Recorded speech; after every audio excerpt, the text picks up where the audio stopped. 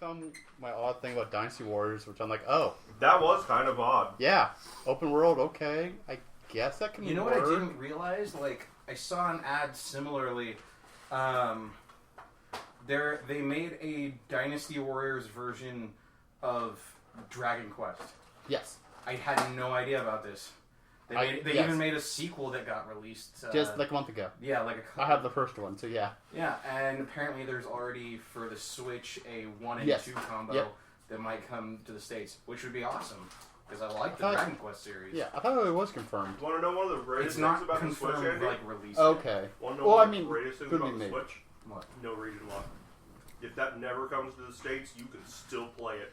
Damn. Yep. That's cool. Apparently, it's really easy to access foreign eShops, too, so. Yeah, I think you just gotta make an account. Mm-hmm. Like, remember how to do that for the PS3? Yeah. Or play on the Valkyria Chronicles demo. Yeah, exactly. Yeah. That's odd. But yeah, apparently it's pretty simple to get that going. Oh. Yeah. Oh? Oh? I just noticed that you were recording. Yeah. I mean, we all should know that by now. Seriously. Yeah. I forgot. Welcome to episode 2 of the podcast.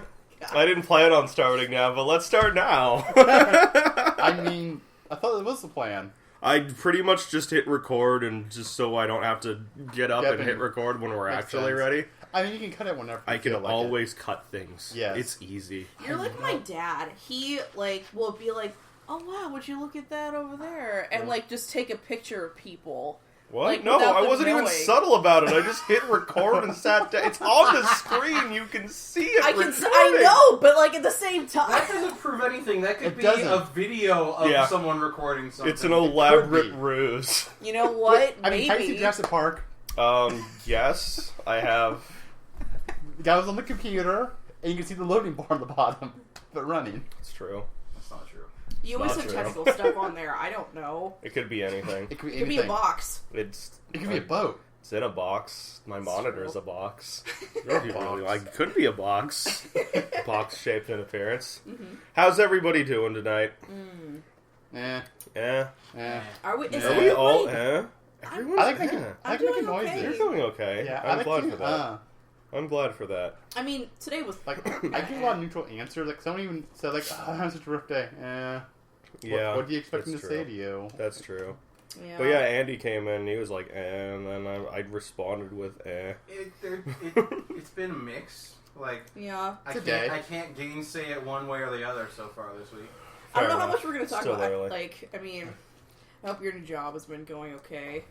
It has. I mean, Not to get into specific personal details. No, no. we have lives, you guys. I know. That's It's amazing. I'll come Yeah, you're straight. right. I call it. We I don't do live anything. literally We here. are, Yeah. we are gremlins living in a basement.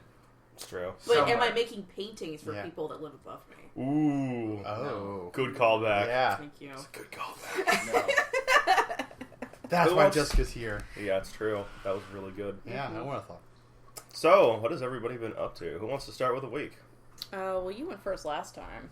Did I? I did. You're right. So how about Kevin goes That first? sounds good to me. Okay. Put him on the spot. Yeah, put me on the spot. Let's see. What have I done last week? I finished Tales of Vesperia. That's right.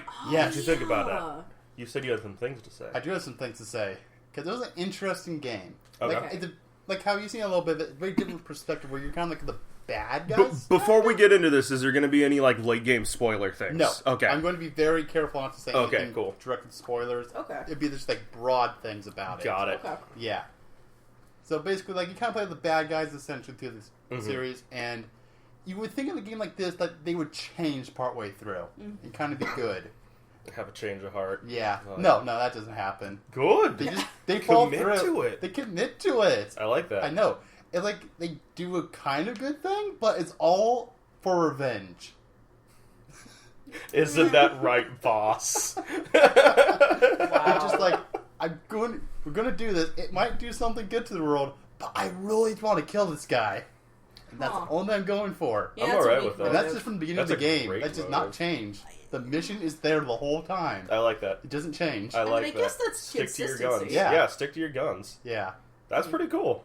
And it makes like callbacks like all the previous games too. There's always a little reference for something. Because I feel that like every Yeah. game where you play as like evil characters or something like that always has some sort of like even if they don't, Yeah. there's always a moment of like, oh, maybe we should change our ways. Let's Yeah. have a change of heart. Let's do things and be good people and make a difference. And even if they decide not to, like Yeah. that moment's still there. Yeah. Hmm. Yeah. Like nothing. See, there's a game I'm trying to think of, and I'm gonna look for it for a moment. But Okay, that's fine.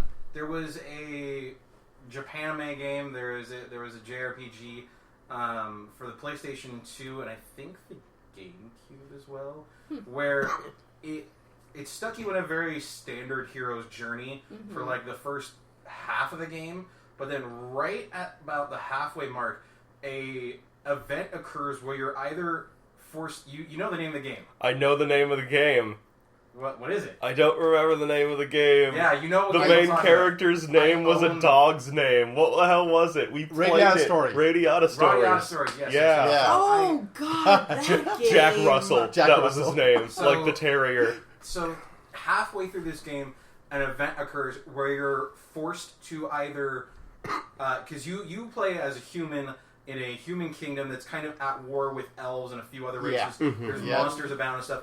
There's an event that occurs, and after you travel to some of these regions, you kind of know these different races, and they're not terrible. Yeah, they're not friendly with humans, but they have a reason to be. Oh yeah, they each And have some their of own them different sides. Are even kind of hostile, and so like they give you this option to play either for the humans and really kind of go full out and try and win this war for the humans, or to play for the other species and try and that's cut bring and about dry. other There's no species. going Yeah. back once you make yeah. that change. And so I either. really like that game because like it forces you to really think, you know, how do I feel about the things that have happened in this game before? It's a good mechanic.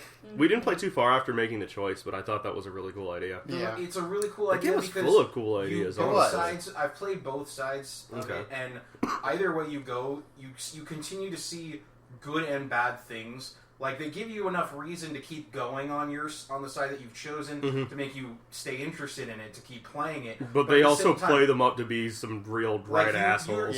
You feel justified in what you're doing, but there are some bad things that happen because of your choices. For sure. Like, you know, there's no good choice, but you feel like you've done something good. Yeah. Yeah, but like neither one of those sides were inherently good or evil either. Exactly. You know, It was a really novel concept. I just liked how you could fight it's not a anyone in that sequel, game. But they made another game. It was like something.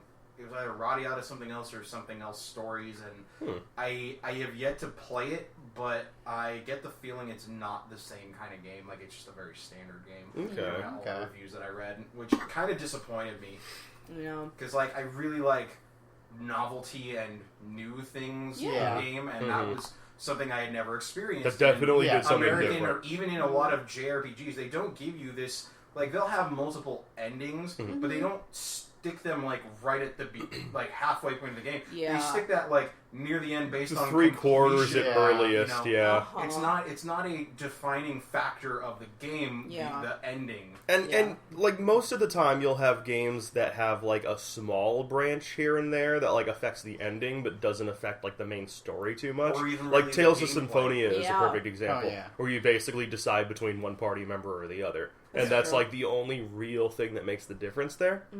Yeah. But so yeah, in, like that. In this game, like they even took it a small step further. So like depending on which side, it'll change the kind of equipment you get. It's like you don't just keep getting, if you choose like the non-humans, keep getting your standard broadswords, and then you'll get like an elven. You'll get, like, your you know, monster sword. weapons, Yeah, yeah. monster weapons and stuff. Well, like and it's that. like the kinda cool. big thing about that game is you had the ability to recruit any NPC you came up with, like Pretty much. any single one of them. There you was just a have lot an of them. opportunity to fight them at some point, and if you win, they come on your party. And like you can spend some time like building up a decent team for the first half of that game, Yeah. and then you decide to join up with the monsters, and you lose all of that. You can't use any of those characters at that point. Yeah. And then from there, you can kind of do the same thing with the monsters, but it's not as diverse or as invested because at that point you're kind of getting started on this war almost that's brewing, and so you're basically just finding people that are more sympathetic, and you're like, yeah, come join me as I fight the humans. Yeah, Yeah. for sure. Yeah. To bring peace, as it were, but it's not real peace. No. Yeah.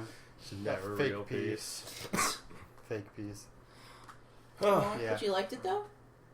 The game. Yeah, I did. I really enjoyed it because like it's a different pace to it. Like from like Zillia on, they do like some changes. That's kinda each nice. It's been good. Okay. It's all enough. Yeah, there's because been- they were real hit or miss Yeah. for a while. Like this actual like character development is well done, except for like one character she's just kind of like there, Mm-hmm. Yeah. but like kind of comic relief. So maybe that was her whole thing. Was the party at least interesting?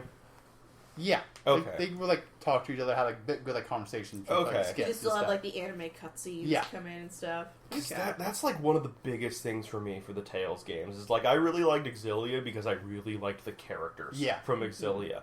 And it's like I'm not so much a fan of Tales of the Abyss because like all of those characters actively hate each other and they're all a bunch of assholes. Yeah. And then Legendia, aside from its just weird gameplay problems, like every single one of those characters is just so disinterested to be in the main plot. Yeah. They're just kind of like, oh, I guess I have to do this. Yeah. But no, this one like at first like they're gonna not like each other because of different sides, kind Oh yeah, of course. But like over time they grow together. And like the overall story, they go like, wait a minute, what's going on here? And that was the problem with the Abyss, is instead of all growing together, Yeah. they just decided, no, fuck it, we're gonna hate you even more now. Or are you trying to turn your life around and be a better person? Well, fuck it, we've already made our choice. Yeah. It was bad. Yeah. Yeah. It was good. And then there's like two small problems I have with the game. Mhm. Is that it kind of, with the last game too, is Hysteria, where it doesn't, multiplayer does not work well. It's just kind of the same thing where Yeah, I it kind of remember you saying like that. you're hampering yourself not using like the linking system. Yeah, Oh. for Yeah. sure. Like, we played through that Yeah. without the linking system. Yeah. Just because we were doing, like, a multiplayer Yeah. thing. And then I went back and played that game with, like, just me, Yeah. and I was able to use the link system. It's so overpowered. Yeah. It Wow. makes all the difference. It's ridiculous. It was just one of the strange things. Is just like playing by yourself is better for the gameplay. Mhm. Playing with your friends gives you like a challenge to go with it. You know what I would really like to see from a Tales game in the future is, like, the multiplayer has almost always been there, and it's nice that that's an option, but I feel like it's always taken a back seat. Like, those games are not designed for multiplayer, and it would be really cool if they made one that actually was. And it could be a bit scaled down for all I care, like, you know, make it not as long, but, like, have it so all the characters can do something, you know? I see what you're saying. And the only other problem, too, is kind of with the story of, since I played the previous game in the series, which it connects a little bit with. Yeah, Hysteria, it's like same universe. is that one of the main characters in this game shows up in that game, but got turned into a dragon. What? But this doesn't get brought up in this game at all. Alright. But the reason for it happening is in the game, but doesn't happen to that character. Huh. So you kind of have to, like, It goes play like both of them to something piece it all together. It's kind of like, but it's kind of like, you know, like, something went wrong, you turn into a dragon, but can't turn back. Weird. Okay. But Alright, I then. don't understand. Because the reason, like I said, the reason there, because, like, basically there's something called, like, malevolence in the game where, like, how your heart works, like, you're evil or something. Okay. And if you're, like, one of, like, magical creatures, if you get all this evilness in you, you'll turn into a dragon. Okay. Well, then. humans turn to demons. Huh. Yeah. So, if you just turn to darkness, you turn to a giant dragon. That's weird. Yeah. That sounds Be a awesome. It's six-week awesome, dragon, though. But Right? you lose your mind. yeah. But you're a dragon. Yeah. Don't Wow. see the problem. You If destroy if you cities. go half evil, can you just like sprout some bitchin' wings Yeah. and stay like mostly there? Weird Or is it, dragon like, an human all or hybrid. nothing? You Get like some kind scales, Like of. a maybe. breaking point kind of thing. Like, the If I go just a little crazy as a natural it depends creature, on how strong you can I are. get Like, the claws? there are characters in the game that turn into demons, but they can keep their human selves, kind of. And you just be like, half your someone's face is just black. Huh. Okay, so you turn into like Two-Face? Yeah. Kind Okay, of. but That's not one with thing dra- just- half your just face like is a the half dragon? face. Or someone gets their hand turned into, like, I can make a demon hand and I can eat you with it. Okay. Yeah. Strange things like that. Great. I don't know. That's some small points they missed, but I guess... That sounds like a lot of other games. Yeah. Hmm. It's just weird things like that. Alright. But yeah, otherwise, the game, I enjoyed it. Mhm. It was good. That's good. I haven't done any of the post-game stuff yet, because I thought I'd take a break from it. Yeah. Okay, yeah, I was gonna ask if there was like any decent post-game Yeah. stuff. Because those But- dungeons are usually really convoluted. Yeah. But the guest characters from previous games is Jude and Mila. Yo, really? Yeah. That's awesome. Like fight them in the arena kind of thing? Or? No, there's no arena in the game that I found. Really? Yeah. That's actually surprising. different. Yeah. Alright. But I didn't see Mila yet. I know she's in the game somewhere. I think you played Zesteria, right? Yeah. Wasn't Jade from Tales of the Abyss in there? I haven't seen him. Okay, I heard he was. I heard that too. And I thought I saw like screenshots or something, but the thing maybe is I'm that thinking it does something a else. weird thing where there's like in this like fishing city, they're like, oh, there's these like penguins that we used to hunt and eat. They're meat. Alright. But then the poachers are like, we found this talking penguin and it scared us. Can you kill it for us? Oh, that And was that fair until talking- the last part. Yeah. And the talking penguin was Jude. Wait. What? Yeah. Because he Hey. got thrown into a different Wait. dimension. This one from his? The penguin dimension? No. And you have to kill he- him. We fight him. You kill penguins? You fight a penguin. No, he...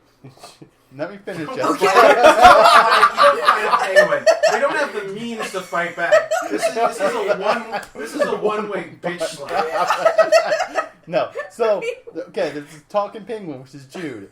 Yes. So, the party, they find the penguin.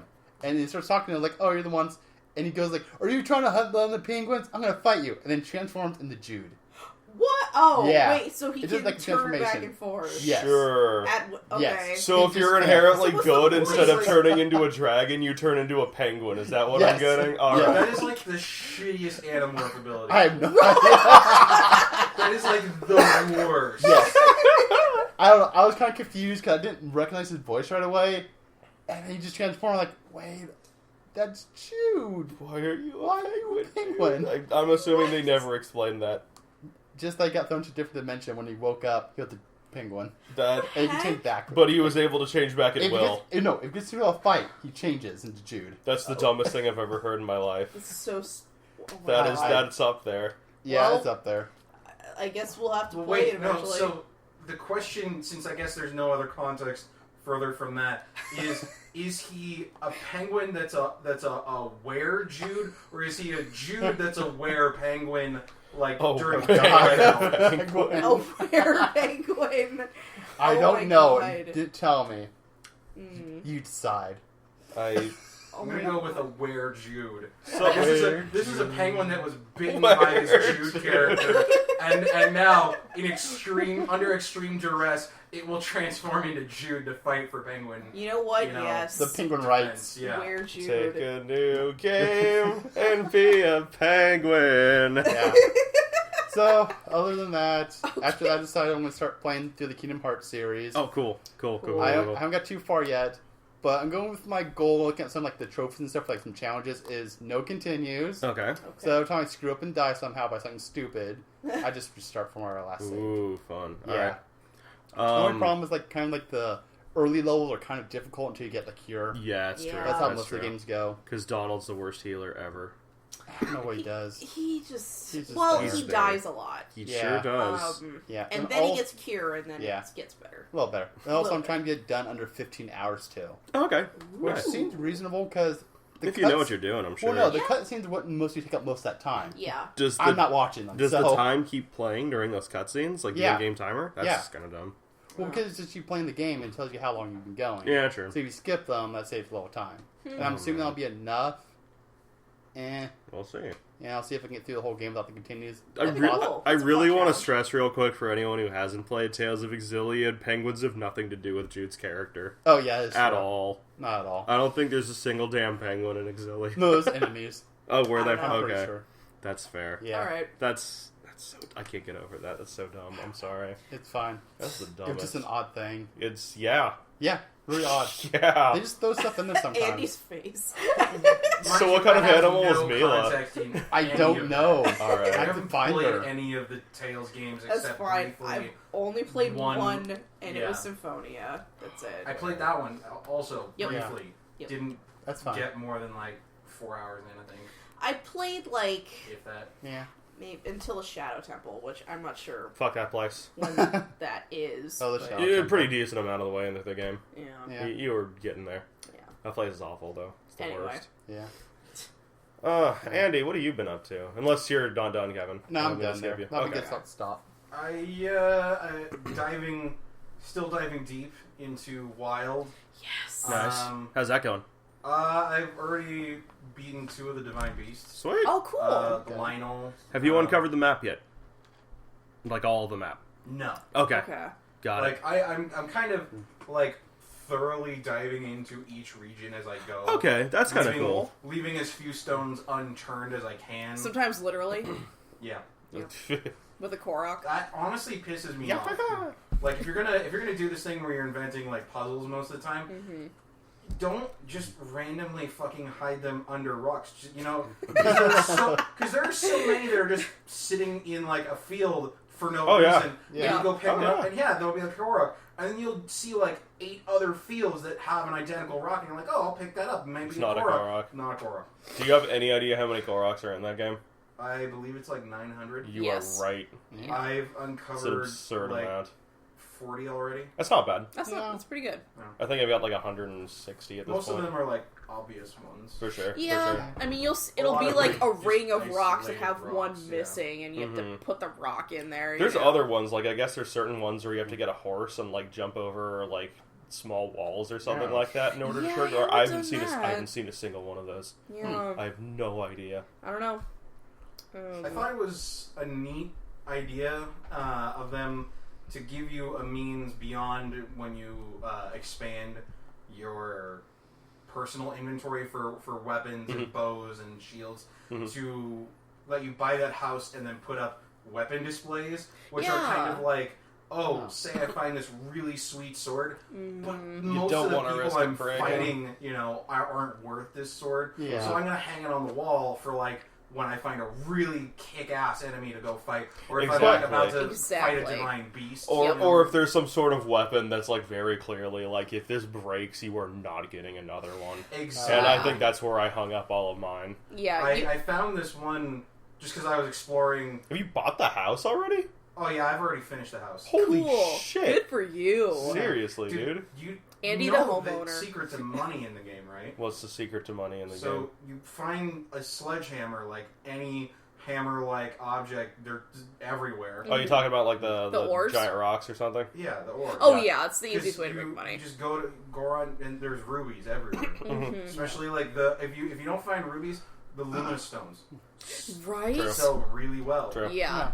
So that's just what I've been doing. And it racks up really quick. Have you fought any of those big ass rock bosses yet? Yeah, 3 of them, and I fucking hate them. So there's actually a really easy way to beat them. There's a really easy way to beat everything, and it's consistently the exact same way. Like, it's easy to beat them, like if you can climb on top of them, and again, smash it with a hammer or something like that. That's fine. Yeah. But the problem is that 2 of the 3, and they're randomly generated where the weak spot is on the body. Yeah. Yeah, like most of the time it's on top, but like sometimes it's down there on their butt. 2 of the side ones pop up on the back, so even if I knock him to the ground, the time it takes me to climb up and start wailing on it, it's really awkward. He gets back up and I can't swing on him. Yeah. It's so I've been having to like fight. 2 of them I had to fight mostly with arrows and bombs. Ooh, that sucks. And it's not even that it was hard, it was just time. It's obnoxious. Yeah, sure. those are kind of rare. Most of the time they spawn on top of it. Yeah, I fought one that had when I was on the top, and Yeah. I was able to climb it and just wail on it just fine. That was great. Yeah. I got butt monsters. Yeah, the easiest way to do it is just to do a spin attack with a 2-handed weapon. Because... Oh, yeah. Because like with the ore, it's just easier you get. It's a really good way to defeat almost everything, actually. True. Is you get a 2-handed weapon and just hold that charge button. You can take their weapon. You can just, while they're stunned on the ground, you can just keep cycling it. Exactly. It's kind of like, in that aspect, it kind of reminds me of Dark Souls, because Dark Skulls. Dark Skulls.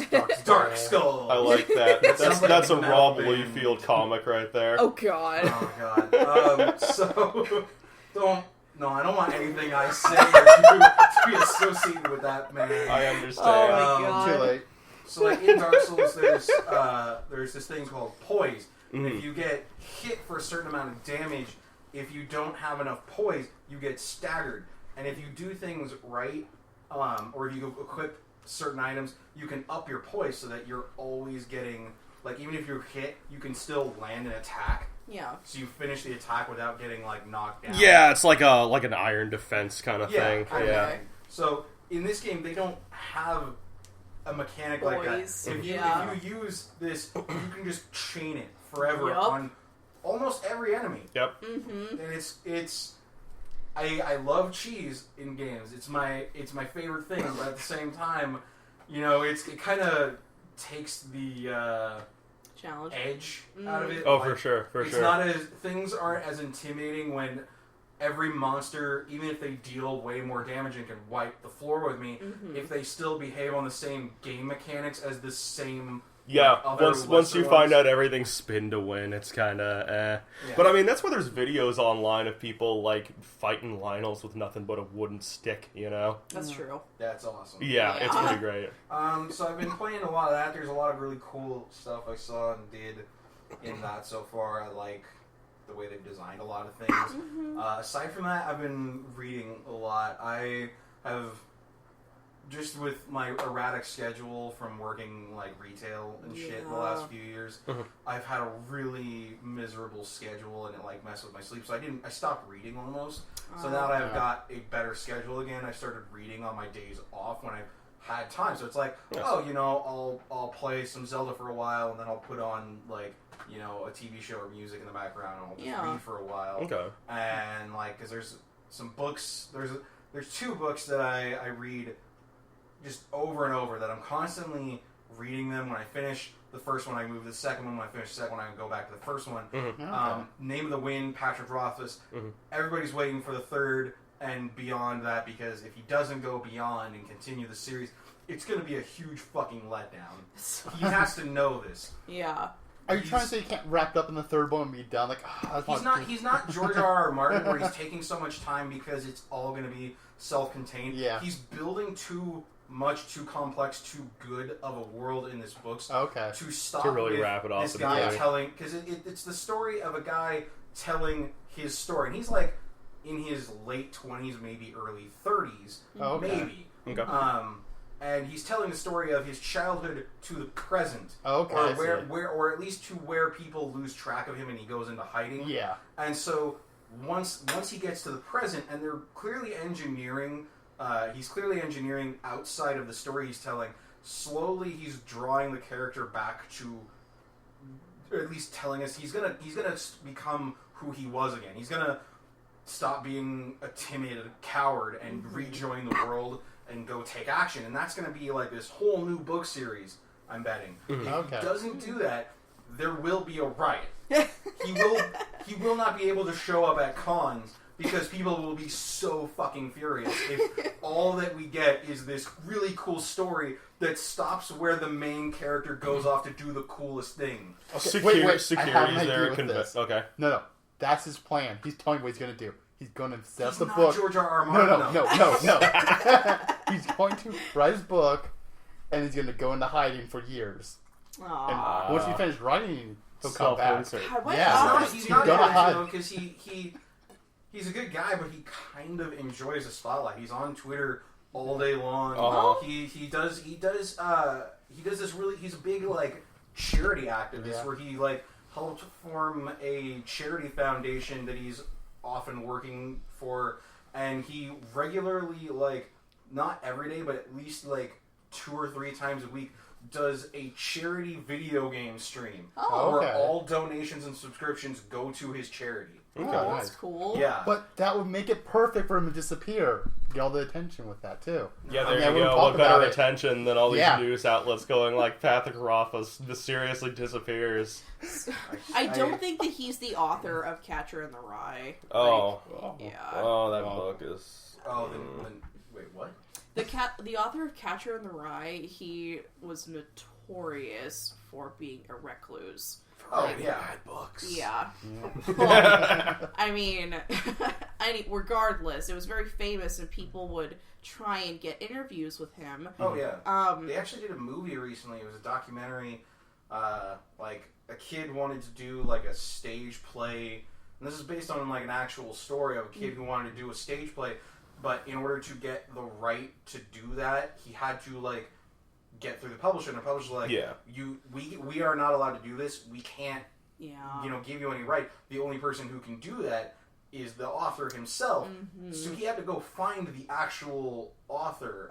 What was his name again? I'm trying to remember his name. Catcher in the Rye author? Yeah. Yeah. Oh my, I don't there you go. remember. Again, with the names. Yeah. Yeah, but regardless, he, was, I don't know, he, lived in the woods and, just didn't want to talk to people. And I don't know why. What's going on with that guy recently, right? No. Because, I mean, he wrote, several famous novels kind of covering a lot of spectrums of life in America and just in general. Yeah. And then he was a recluse. Mm-hmm. He didn't stop writing. He wrote, a number of other books, and one of them is a sequel to Catcher in the Rye. Really? And the thing he died, I want to say, a couple of years ago or something like that. In, the last 5-ish years, I want to say. Okay. And he put in his will that a lot J.D. of Salinger. J.D. Salinger, yes. Okay. So he put in his will that after he died, he wanted these books to be released on, this timetable. Really? So they're going to be... He's got new books that are going to be coming out. Okay. Which is bizarre. Yeah. The Holden Caulfield cinematic universe. Oh, God. Anyway, we're random. So yeah, I mean, I've been reading that, and then, the other books... the other book I am reading right now, which is part 1 of 7, 4 of which are out. Number 4 came out last year, and so I wanted to read that one, but it had been so long since I had read the other 3 books. I decided to start from the beginning. Yeah. Because from what a friend of mine who also reads it tells me is that number 4 is the halfway point in the series. Mm-hmm. So he drops twists and turns and knowledge bombs left and right from chapter 10 until the end of the book. Okay. It's just non-stop twist turns, knowledge drops that conflict other knowledge drops later in the book, and it's it's just kind of oh Jesus, what the crap is going on from what he says. And so now I'm okay, I really need to know my shit before I start walking into this new book. Get that refresher. So I'm almost done reading book number 1. It took me a week. What series is this? Nice. It's the Lightbringer series. Okay. Is the name of it. The first book is Black Prism. Got it. All right. Okay. It's actually a really the author is pretty good. This is his second series of books. The first one was pretty good, but there was just so much going on, and none of it was really connected. He built this massive world, and it had all these different parts and people in it, but they weren't all necessary to the story and why the characters were interacting the way they do. Mm-hmm. He just shoved as much filler in there and world building as he could. Yeah. And it's a good book series, but there's a lot of unnecessary stuff. It's easier if you skim certain things that aren't really relevant to the plot. Yeah. This new book series is really cool because he's gotten a lot better at... He's building a big world, but all the pieces... Kind of toned it down. No, not even that he toned it down. It's just that he shifted it so that all the pieces are connected and are moving, and everything that everybody does affects everybody else in subtle and big ways. So, one of the main characters, in the first book, destroys this pirate ship with this, not necessarily legendary pirate, but renowned and dangerous pirate. And then the pirate, the next book, or in book number 3, finds a new ship and gets a legendary gun and comes back for revenge. And that affects a bunch of people that happen to be on the same ship as him. Okay. And it, kind cool. of changes things from there. And so, he's making all the pieces more interconnected. So he's got just as much crazy shit going on everywhere in this world. But they link to each other a little better. Yeah, exactly. Like a prism. Exactly. And what? I don't know. So another cool thing is he kind of decided to change what magic could be. So many stories, it's you can spew fire or ice, or you have an enchanted blade, or in certain stories, it's you can use magic to do science-y kind of things, Harry Potter style. you know, where they have a science behind their magic to a degree. Yeah. But they can still do a lot of crazy bullshit. In this one, he comes at it from a very practical kind of scientific method, but it's light. So white splits into 7 primary colors, and then it splits off a bit further from some of those other colors. And so, like, people can channel those colors that they see in the world and make physical manifestations with that. This feels like a dream that I had once. So, like, if you see blue, dreams. you can, like, channel and suffuse your body with this blue magic, and you can make a sword that is blue. Huh. And That's it's like, cool. it's imagination and will-based that can be made concrete. Wow. Sounds like a Green Lantern kind of thing. It's kind of, it's kind of a Green Lantern thing, but it's not like Green Lantern where it's infinite. Yeah. A person can only summon and wield so much magic before it starts to fill their eyes, and when it breaks the iris, they go insane. Oh. Cool. And they go kind of rogue against the state. No, is And this just a thing in that general. has like a cooldown to it? Like if they No, stop there's using no cooldown. them? It is a set limit in Okay. your life. So like if you summon, like if somebody's really good with magic and summons a shit ton of it to do something really impressive, You're it'll basically cut taking their years life off their down life, a yeah. lot. And so people Okay. have to manage how much they can use. Huh. It's a very novel approach. Like there is a dangerous limit to how much magic you can use. That's pretty Yeah. cool. And then there's a science behind each of the different colors. They behave differently. And it's can also do like different it's a things. good excuse not to have every single scene just like brimming with magic And action. it's not all the same magic. So, like, if a character can do red and green things, it can change, like, you know, how the situation plays out because only certain things are available to them. Okay. So it's a very novel approach. Yeah, it sounds interesting. Very good books. He's definitely getting better the longer he's been writing. Okay. So he's on book 4. He started book 5, I want to say, out of 7, and I don't doubt because he's like in his late 30s. Oh, you know, yeah. he's not a super old dude. Mm-hmm. So I have no doubt that once he finishes book 7, he's going to start writing some new series again. Okay. Cool. Because he's got a long time ahead of him, and he keeps the pace up. Like, he's one of those people, even though he's on Twitter, like, almost every day, anytime he doesn't go to, like, a lot of conventions and stuff, he'll go and he'll see people and he'll talk and stuff. Yeah. But he's not like Patrick Rothfuss, where Right. he's got a lot of other side projects. He spends a lot of his time writing, and he writes fast. Okay. That's cool. Okay. Wow. Nice. He's been releasing one of these books, like, almost every 2 years. That's pretty good. good. That's Yeah. consistent. It's Yeah. a That's pretty very consistent consistent. schedule, like every 2 or 3 years. All That's right. good for him. Mm-hmm. Writers can, I don't know.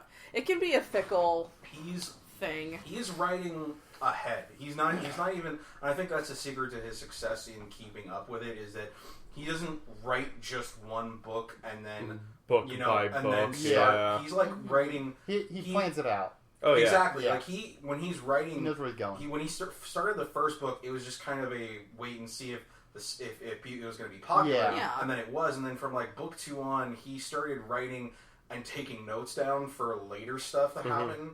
You know, so like by the time he's done with book 2, he's already got a lot of notes and things about where to go and start in book 3. So Yeah, he's because the last kind thing of you want ahead to do of is the write game. yourself into a corner. Yeah. Ugh. Yep. Like the writers of Lost. I feel like they didn't know where they were going. Oh god. You might even say that the writers were kind of lost. Yeah. Yeah, I was waiting for that That's the joke. first time I heard that. Yeah. Yeah. Effort. Jessica, Tim. what you been up to? Let's see. I'm trying to think about things. So today's Tuesday. It is. So Did our content. I haven't been playing many games aside from like hopping on Breath of the Wild every now and then. I mean, we've been doing stuff for the channel, and Donkey Kong is... Struggle Mondays! Struggle Mondays. Yeah. I love that. I love it. Yeah. Might have to rename it. Oh God, I hope not. Maybe. Until you don't Donkey Kong. Dude, World 4 is really hard. It's- like, I am vividly remembering, like, Like, if I were to play World 4 of Donkey Kong Country 1, it would be a struggle Monday. Yeah. Let's see. Over the weekend on Saturday, we hung out with some friends, and we played a couple games. We played the Animal Crossing Amiibo Festival, which is a game that I really like because it's like Mario Party, but you don't kill each other afterwards, hopefully. And then we played Mario Party. And then we killed each other afterwards. Yeah. And we're the only two survivors. I heard a thing about the Animal Crossing one that you have to have your amiibos. You have to click it every time. Yeah. I heard a kind of an annoying part of it. I think I don't mind doing it because it feels like I'm actually doing something with them. That's like the only bad part I heard about it. You know, it's more amiibo interaction than most games have. That's why I like it. Or you scan them in like once and then it just unlocks content and you're done with it. Exactly. Mm-hmm. Like, I like that, you know, it feels like I'm actually it makes using use of them. it. Yeah. For sure. Yeah. For sure. So we did that, and then, like, I don't know, midnight or 1 o'clock in the morning, we started playing Harry Potter Trivial Pursuit, which is probably the only Trivial Pursuit game that I think I'll ever win. I don't know a lot about Harry Potter. I don't. I could pretend I do. I did better than I thought I would. That's true. I actually did pretty decent, but I don't know a lot.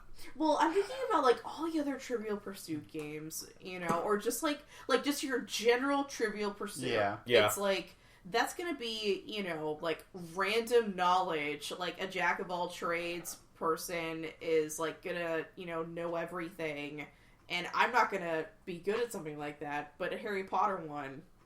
Yeah. Well, it's like the kind of double-edged sword of Trivial Pursuit is you have different categories. So it's like you could be really good at like the sports and entertainment category or something like that. But the whole point of Trivial Pursuit is to get a piece of each one of those categories before you go to the middle. Mm-hmm. So, kind of on that note, there's a thing that's been happening in like the last year. They're coming out with specialized versions of classic board games where there was.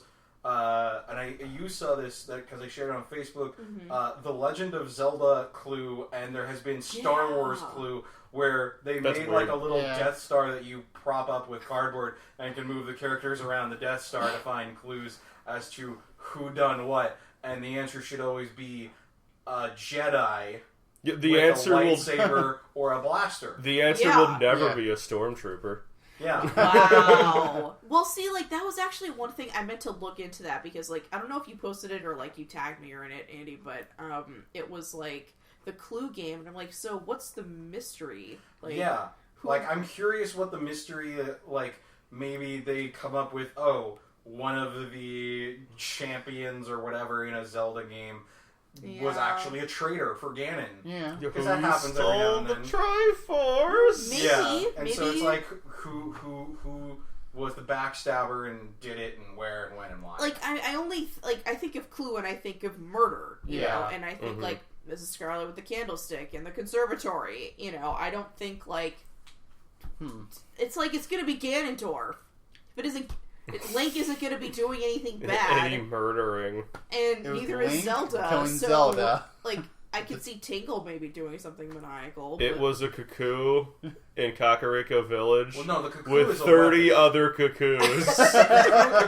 Cuckoo is very definitely a weapon of mass destruction. Fair. Yes. It's not a perpetrator. That's you true. can wield those things to defeat monsters. That's true. So you can't. Yeah, I remember seeing that's not. I remember seeing the picture of that Clue, and I guess one of the murder weapons was like the hook shot or something like that. And it's like the hook shot doesn't kill things. It doesn't. It stuns them. It stuns them. Well, I mean, in the games it does. In real life, it kills some things. Oh, does it? Yeah, but like really tiny stuff. Yeah, can't you get like the Skulltulas with them or something? Yeah, you get Skulltulas and like that's keys true. and stuff. That's true. But yeah, if you wanted to take down like a called? big enemy, the Skulltulas. Skulltula. What do you call them? I always pronounce them like they should be. What? Whoa, Andy. They're spiders with skulls on their back, much like a tarantula. So I always called them Skulltulas. Skulltulas. Skulltula. Whatever. Nutellas. Skulltulas. In the comments, let us know how you would say it. Yeah. How do you pronounce Kakariko Village?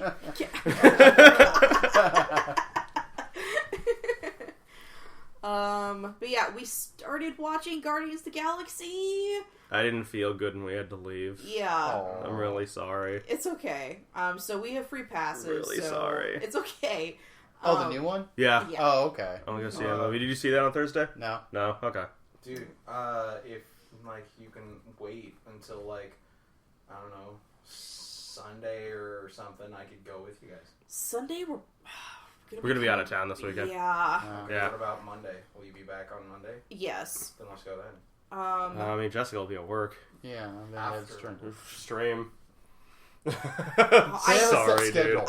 Sorry, I know. dude. Monday, This Wednesday, Friday Thursday don't is work. the only free day that we have. We'll We figure can make it out. plans outside. We'll of- figure it out. Okay, sorry. Yeah. This might not be the time to like Yeah. set aside the cast. Wait, So, guys, the cast can wait. I'm sorry, audience. Yeah. I need to know if I can go see Guardians of the Oh, Galaxy. wait, This is wait, important, wait, you wait, guys. wait. So, if you want to rob them, they'll be gone this weekend. Oh my god. True, Wow, yeah. Tim. Come on over to 1234 Fake Street.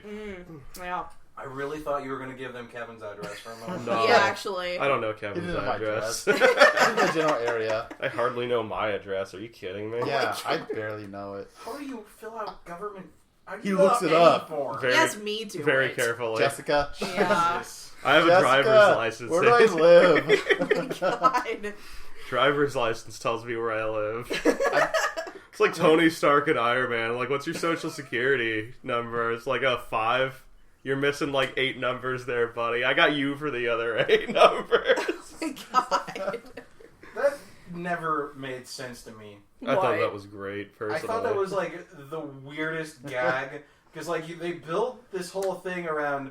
He's Tony Stark. He's a super genius that has memorized a billion things involving That numbers are and more math and stuff. important than your social He doesn't security have number. time for silly things like your social security He number. knows things about art and auto mechanics that More nobody- important than social security. that he doesn't even consider all that important Yeah. when he becomes Tony Stark, Iron Man. But he still somehow cannot be bothered to remember Yeah. one of the most important things That's that is 100% right. required Can't be bothered. as Yeah. a U.S. citizen. He's got a Apparently. secretary for that. Yeah. That's But he true. didn't always have a secretary. Okay. Yeah. He's got a robot butler He for wasn't that. Pay always somebody. in charge of Stark Industries. Jarvis.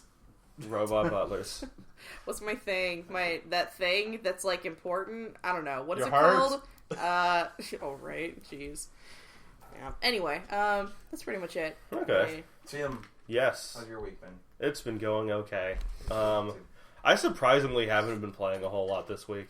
A little shocked to myself. I think I'm trying to adjust to the schedule of like editing a podcast and editing videos and like the news stream and all that Oh, yeah. stuff. I've been doing a That's- lot. Yeah, I've been a There's little more work. I've been a little absorbed in that Yeah. to really Mhm. like focus on just playing a game. Yeah. Maybe a little more than you can chew Yeah. at first. No, Or I'll be you fine. can learn. It's a matter of just Yeah. getting the You get timing faster of it with down. it. Yeah, like I can already edit videos a lot faster. Okay. I mainly just had to teach myself how to use the program again. It's been a while. Yeah, okay. Yeah.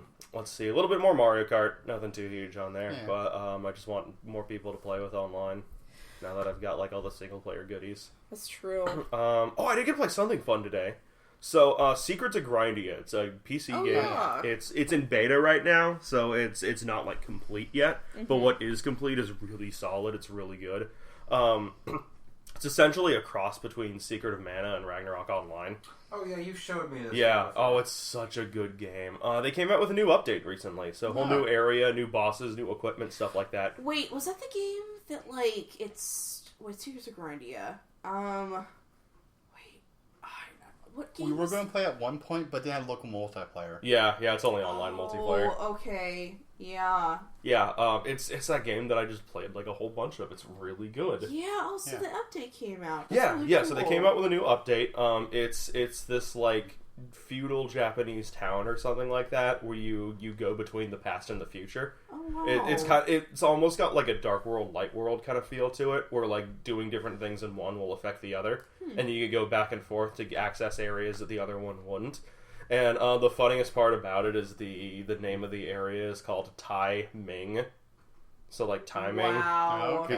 Because it's a time travel thing. I get it. But yeah, like new bosses, new equipment, stuff like that. So a buddy and I ran through it today and just played through all the new content, and it was a pretty good update. They added some like UI stuff and just some like various little things here and there to kind of make the game look a little better, play a little better. That's cool. But that was a lot of fun. Like, I can't recommend that game enough. It's only like maybe 4 people working on it, so updates are really slow, but they've got like a development blog where they post like all of these updates and what they're doing and how they're making the game, which is super interesting. Yeah. So you can like see all these new maps and enemies and stuff before they come out, and they kind of talk about like how they designed the area, and they have like these little like kind of animated GIFs of the process of creating the zone and stuff like that.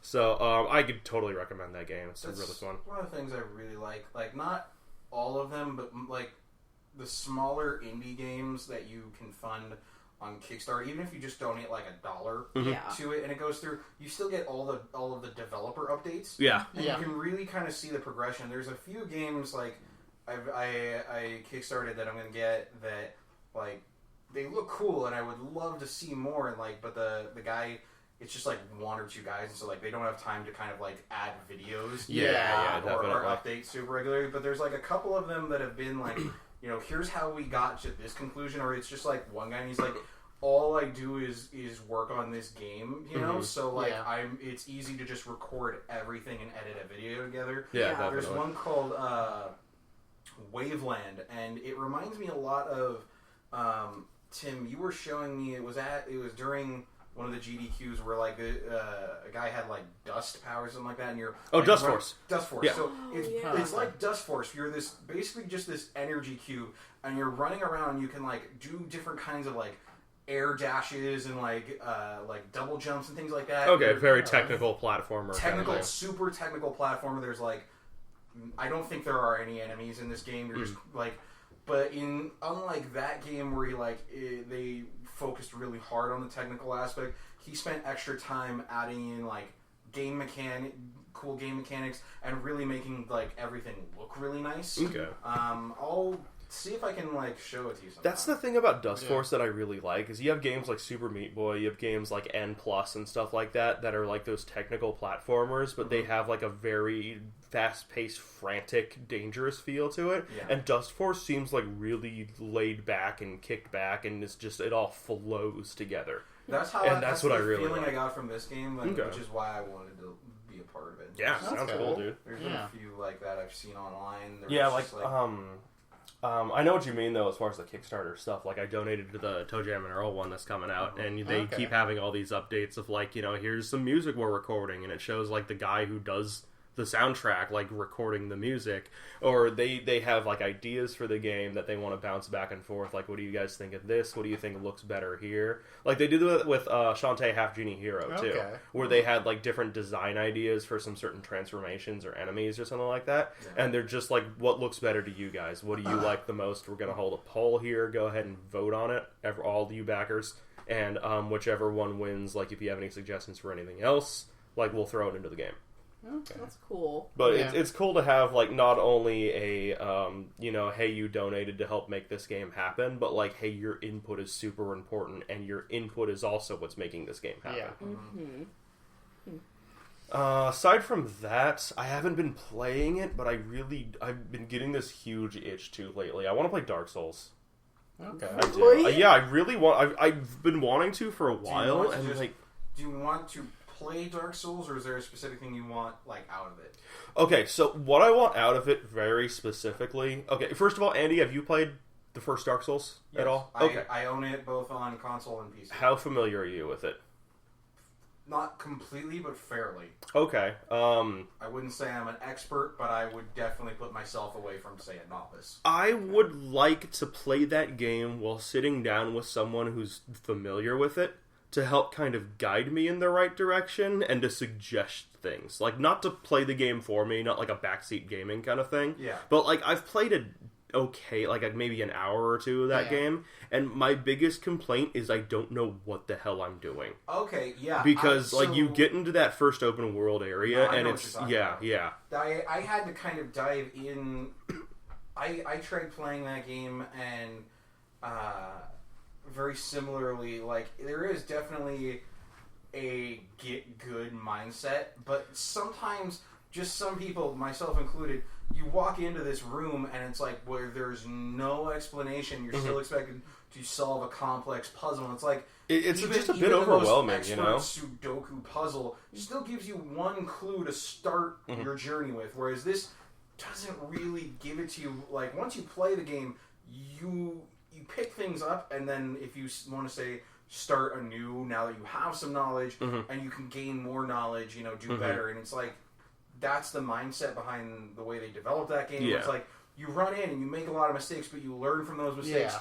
Start over, try again. I'm fine with making mistakes as far as like the gameplay is concerned. I'm fine with the get good mentality. They came at it even with like character design, character design and character building, and things like that. I'm okay with messing around with different builds to get a feel of what works and what doesn't. I'm okay with slamming my head against a boss and not being able to beat it a few times, or like having trouble with a certain area or something. But I'd at least like to know like where I'm going, so I know that progression is happening. Even if I can't physically make that progression myself. The very beginning is... Because you can go to like 5 different areas in the very beginning, and you can do fuck all in like 4 of them. Yeah. Well, actually, no.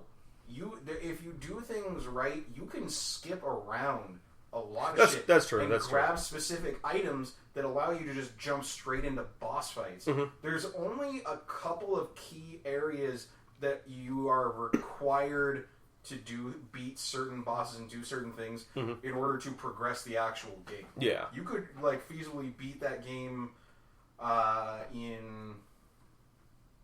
Oh yeah, I know that, but I mean, I'm talking like first playthrough 6 here. boss fights or something like that. But I'm talking like first playthrough. I'd like to get the Dark Souls experience, I'd just like to know where I'm going is all. That's all. I can give you a good head start there.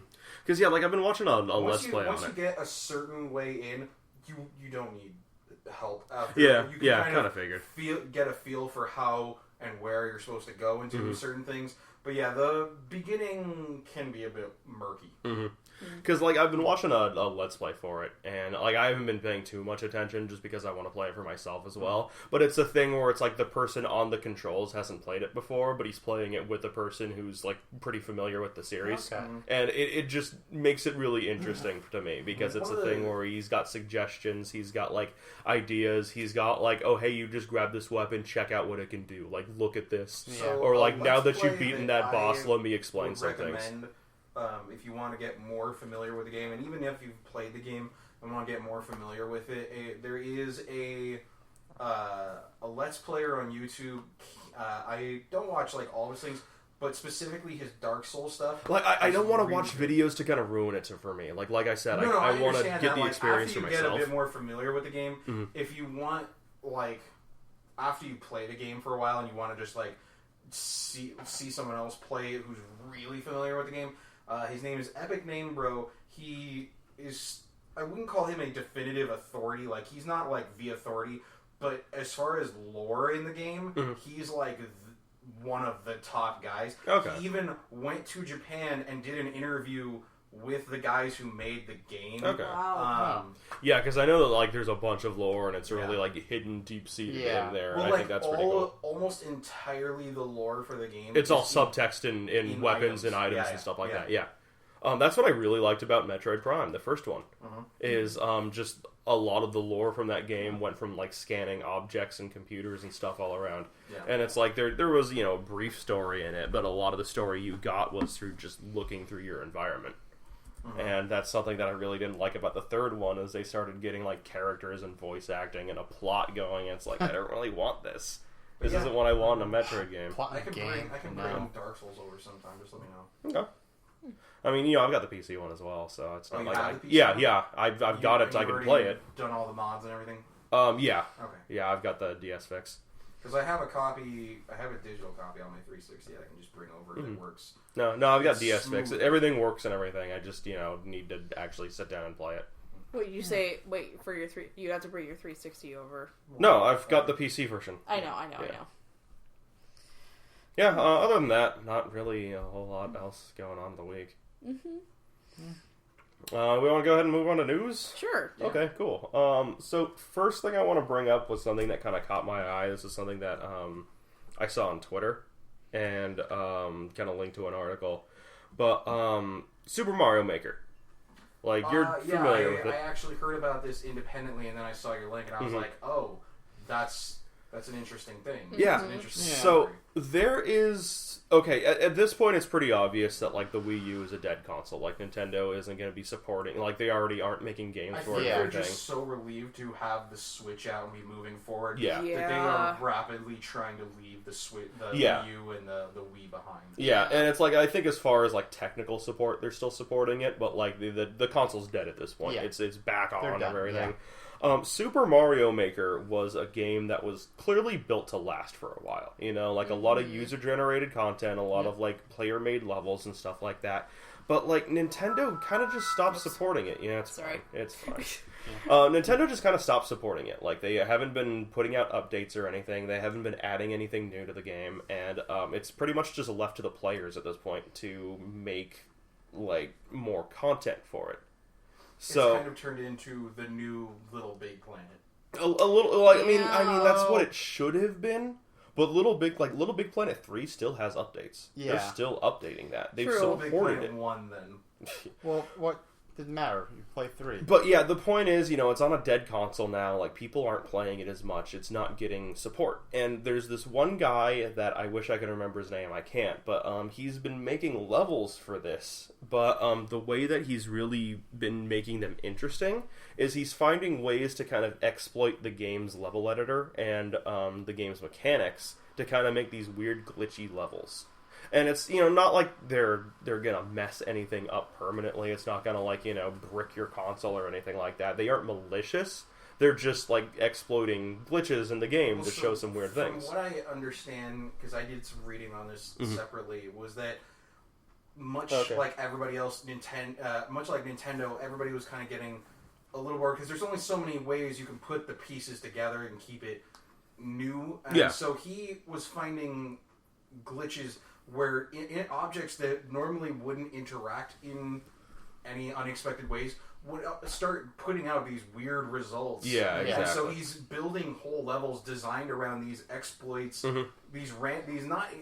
It's a random thing that happens when these objects interact. Yeah. But it's controlled. They do it regularly, Yeah. so it's not like something completely random happens Exactly. at the time. Yeah. But the thing about this is Nintendo is banning him for this. He is one of the most popular... His name is Psychro. Psychro? Yeah. Oh, that's right. Earthworm Jim villain. Yeah. Now you go on. So yeah, Nintendo is banning him for this. And luckily he found out that you can get through a Nintendo like online ban by just transferring your data from one Wii U to another. Yeah. Just doing a system transfer. Too. And you can keep doing it back and forth between the two Wii U, so you only need two of them. Doing. Yeah. But the fact is he's being banned for this, and he's one of the most popular level creators in this game that he's like desperately trying to keep alive still. Yeah. So it's like people like his work. He's not doing anything that's like outright malicious. Yeah. He's got I believe, a YouTube channel where like Oh, I would imagine. showing people how to do these things. But it's baffling that Nintendo would ban him for this. Like, what is he doing wrong? I think, and this is just my speculation, is Nintendo is trying to run as fast and as far away from the Wii U as they can to get back into the console. Well, then just war. ignore it then. Yeah. What is he There's no doing reason that's to do harming anything. anything? It's just kind of like... Because I think if the more people stay in this community, or if it keeps getting revitalized, that means they're going to have to keep people working on it. So what are they going to ban Keeps every attention on single popular level creator in Mario Maker? Well, no, That seems really backwards. Yeah. I really think it's If they fun use as the these glitch thing. glitches, Yeah, but that's Yes. even more bizarre. That's not more bizarre, Yeah. but that's also bizarre Well, because do you these know how glitches much aren't harming anything. do you know how much they're dicking him with this? It doesn't go just beyond. It goes beyond just banning him. They came up with apparently 2 patches to fix specific glitches. Oh, I mean, I can understand Yeah, I that in the understand. sense that, like, hey, we have a game that has some, like, weird bugs and everything Yeah. we should probably patch out. No, these things were reported already that they just didn't do anything out. But now, in very recently, because of his popularity, they decided to ban him. I don't know. Or to patch the glitches, which then made the level no longer, like, doable. Yeah. So then they got removed. So they're not just actively banning him, they're making the levels that he makes impossible to run, so they get removed from the system since they can't delete his levels. Oh yeah, they can't. Can they? No. So they're using his own method for reinvigorating the game against him. Oh my god. It's kind of like hacking their game, which is like, you're not supposed to do that. Stop. We're going to ban you now if you not listen to us. That's A. B, yeah. My other reason for thinking why they're doing all this against him in the community is that they're much like Mario Kart 8 Deluxe, and they've kept this under their hats. They've had a whole team working to push it to the Switch, and if everybody's still hooked on the Wii U version, nobody's going to want to migrate. No, that actually could be the opposite. They might want to do this to get the attention for it for when they announce it later on, like maybe at E3 in a month. That's like, hey guys, you guys like this? We're gonna put it on the Switch now. Yeah, it's A, B, or C. I'm banking it's B. Like Nintendo, they're dicks when it comes to guarding their content. Yeah, and they are dicking over their fans when it comes to their content. And we talked about this last time. Yeah. But I don't think they would go this far out of their way. Like, normally, they just have their legal team contact people if they're, doing something that they don't care for. Yeah. This is a step further. It's like a big deal. This is a step further, yeah. Like, everyone knows about it. So, I think the reason they're doing this is because they're getting ready to push for a Switch version of Mario Maker, and they want people to migrate. Yeah. Because, like, when they migrate, I'm more than willing to bet they're not going to be able to take their levels with them. Like, people are going to have to build these things all over again. Yeah. And nobody's going to want to do that. I really wonder how many, like, games are going to be, deluxe editions. Like, if they add cool new shit, I wouldn't mind. Because I didn't play Super Mario Kart 8 for the Wii U. Yeah. So the deluxe but that's edition only for, is like, just your gravy situation. For situations for people who bought before, it's a little bit different. I get that. Yeah. But at the same time, I think there's a lot of people who have strayed away from Nintendo, like myself, and possibly, coming back to the Switch, it'd be awesome to get back in on things fairly recent. Yeah. Because it sounds like... Because I don't want to have to get a Wii U just to play Super Mario Maker, which is a cool game. Yeah. But, I don't know. Yeah. We're gonna see, like... At the same time, like, I think Deluxe Kart 8 is a good idea because, like... Deluxe Kart 8. Yes. I like that. I think it's good even if people feel they're being gypped for having bought it on the Wii U. I think that's adding in the extra features and things like that... Well, Naval mode. Woohoo! That should have been there at the start. I know. Oh, God. I can't argue that. I can't argue that. But I have another issue with this Deluxe Edition, too. I don't see a 9 coming out then. A Mario Kart 8? A Mario Kart 9? Yeah. Well, if they continue support 8 Deluxe with DLC, I'd be fine with that. If they do, then that's at least better. Yeah. I really just want to see it go full in on, like, Super Smash Kart. Yeah. I want more characters from other Nintendo games. I want more courses from other Nintendo games. Now, I want it to go But I think that would be a new game.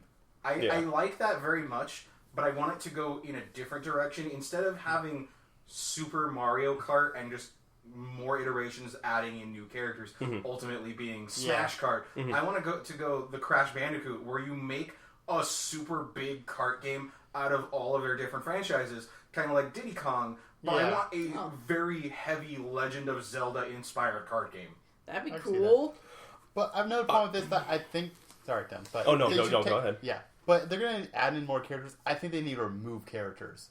Remove all the Koopa kids. Yeah, that can work because there's already just that. And you have like all the Yoshis already too, all the Koopa kids. Well, I mean, like Yoshi's one character with color. And then you pick the color that that's you good want. too. But like, don't need like all the Peaches and all that stuff. Yes. You're right. Yeah, you don't need like 5 Marios. Kind of keep Baby Mario and Luigi, ditch all the others. I can understand regular and metal versions though, because there is a weight difference there. Yeah, I'll be fine. But Baby Pink, Gold Space Peach, cat version. Tanuki Mario. Yeah. The costume we don't. stuff you don't need. So Costumes you should be options to change them into, not actual characters. there you go. Make Yeah, costumes. exactly. That's like perfect. Yoshi or That's like the Shy Guys, perfect. where you just have like a little thing. I agree with that completely. Mm-hmm. Yeah, I mean, like, oh god, it's getting to the point of self-parody. Like, I can see them putting in like Dr. Mario or like 8-bit Mario or like fucking I don't know. How would that even work? I don't. They do it in 3D like the Amiibo or something. Yeah. I don't know. It'd be dumb. But If they did an 8-bit Mario, it'd be like you he'll like I don't know hit a banana peel, and then as you see, it'll be like Paper Mario where he's just flat. Oh no! Then you just put in Paper Mario.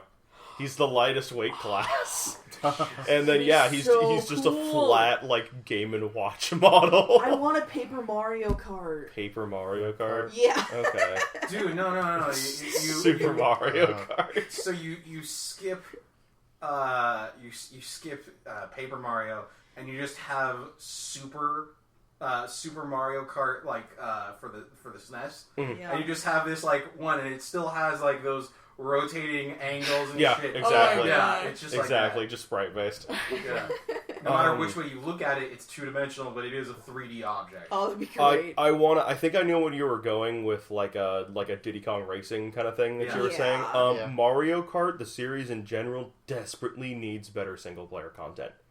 Desperately. Yeah, I can see that. And it's like DS kind of went there. DS had a mission mode where you did like different little things, like you had to like do a lap around this course and drive through all these rings, or you had to like fight a boss or collect coins in a battle arena or something like that. One of my favorite things about Crash Bandicoot was you do these different course races, and then you had to like do an active battle against a boss type character and beat him in the race on top of it. Yeah. Oh, and even then there were different reasons to go back and play the same courses. It's like with Mario Kart, you just go back there for like 150cc for mirror mode for 200. And it's like you're doing the same damn races over and over and over again. They're just more difficult and faster. But with Crash Team Racing, it's like you race through it once just to beat it, and then after you beat the boss for that world, you can go back and do a time trial.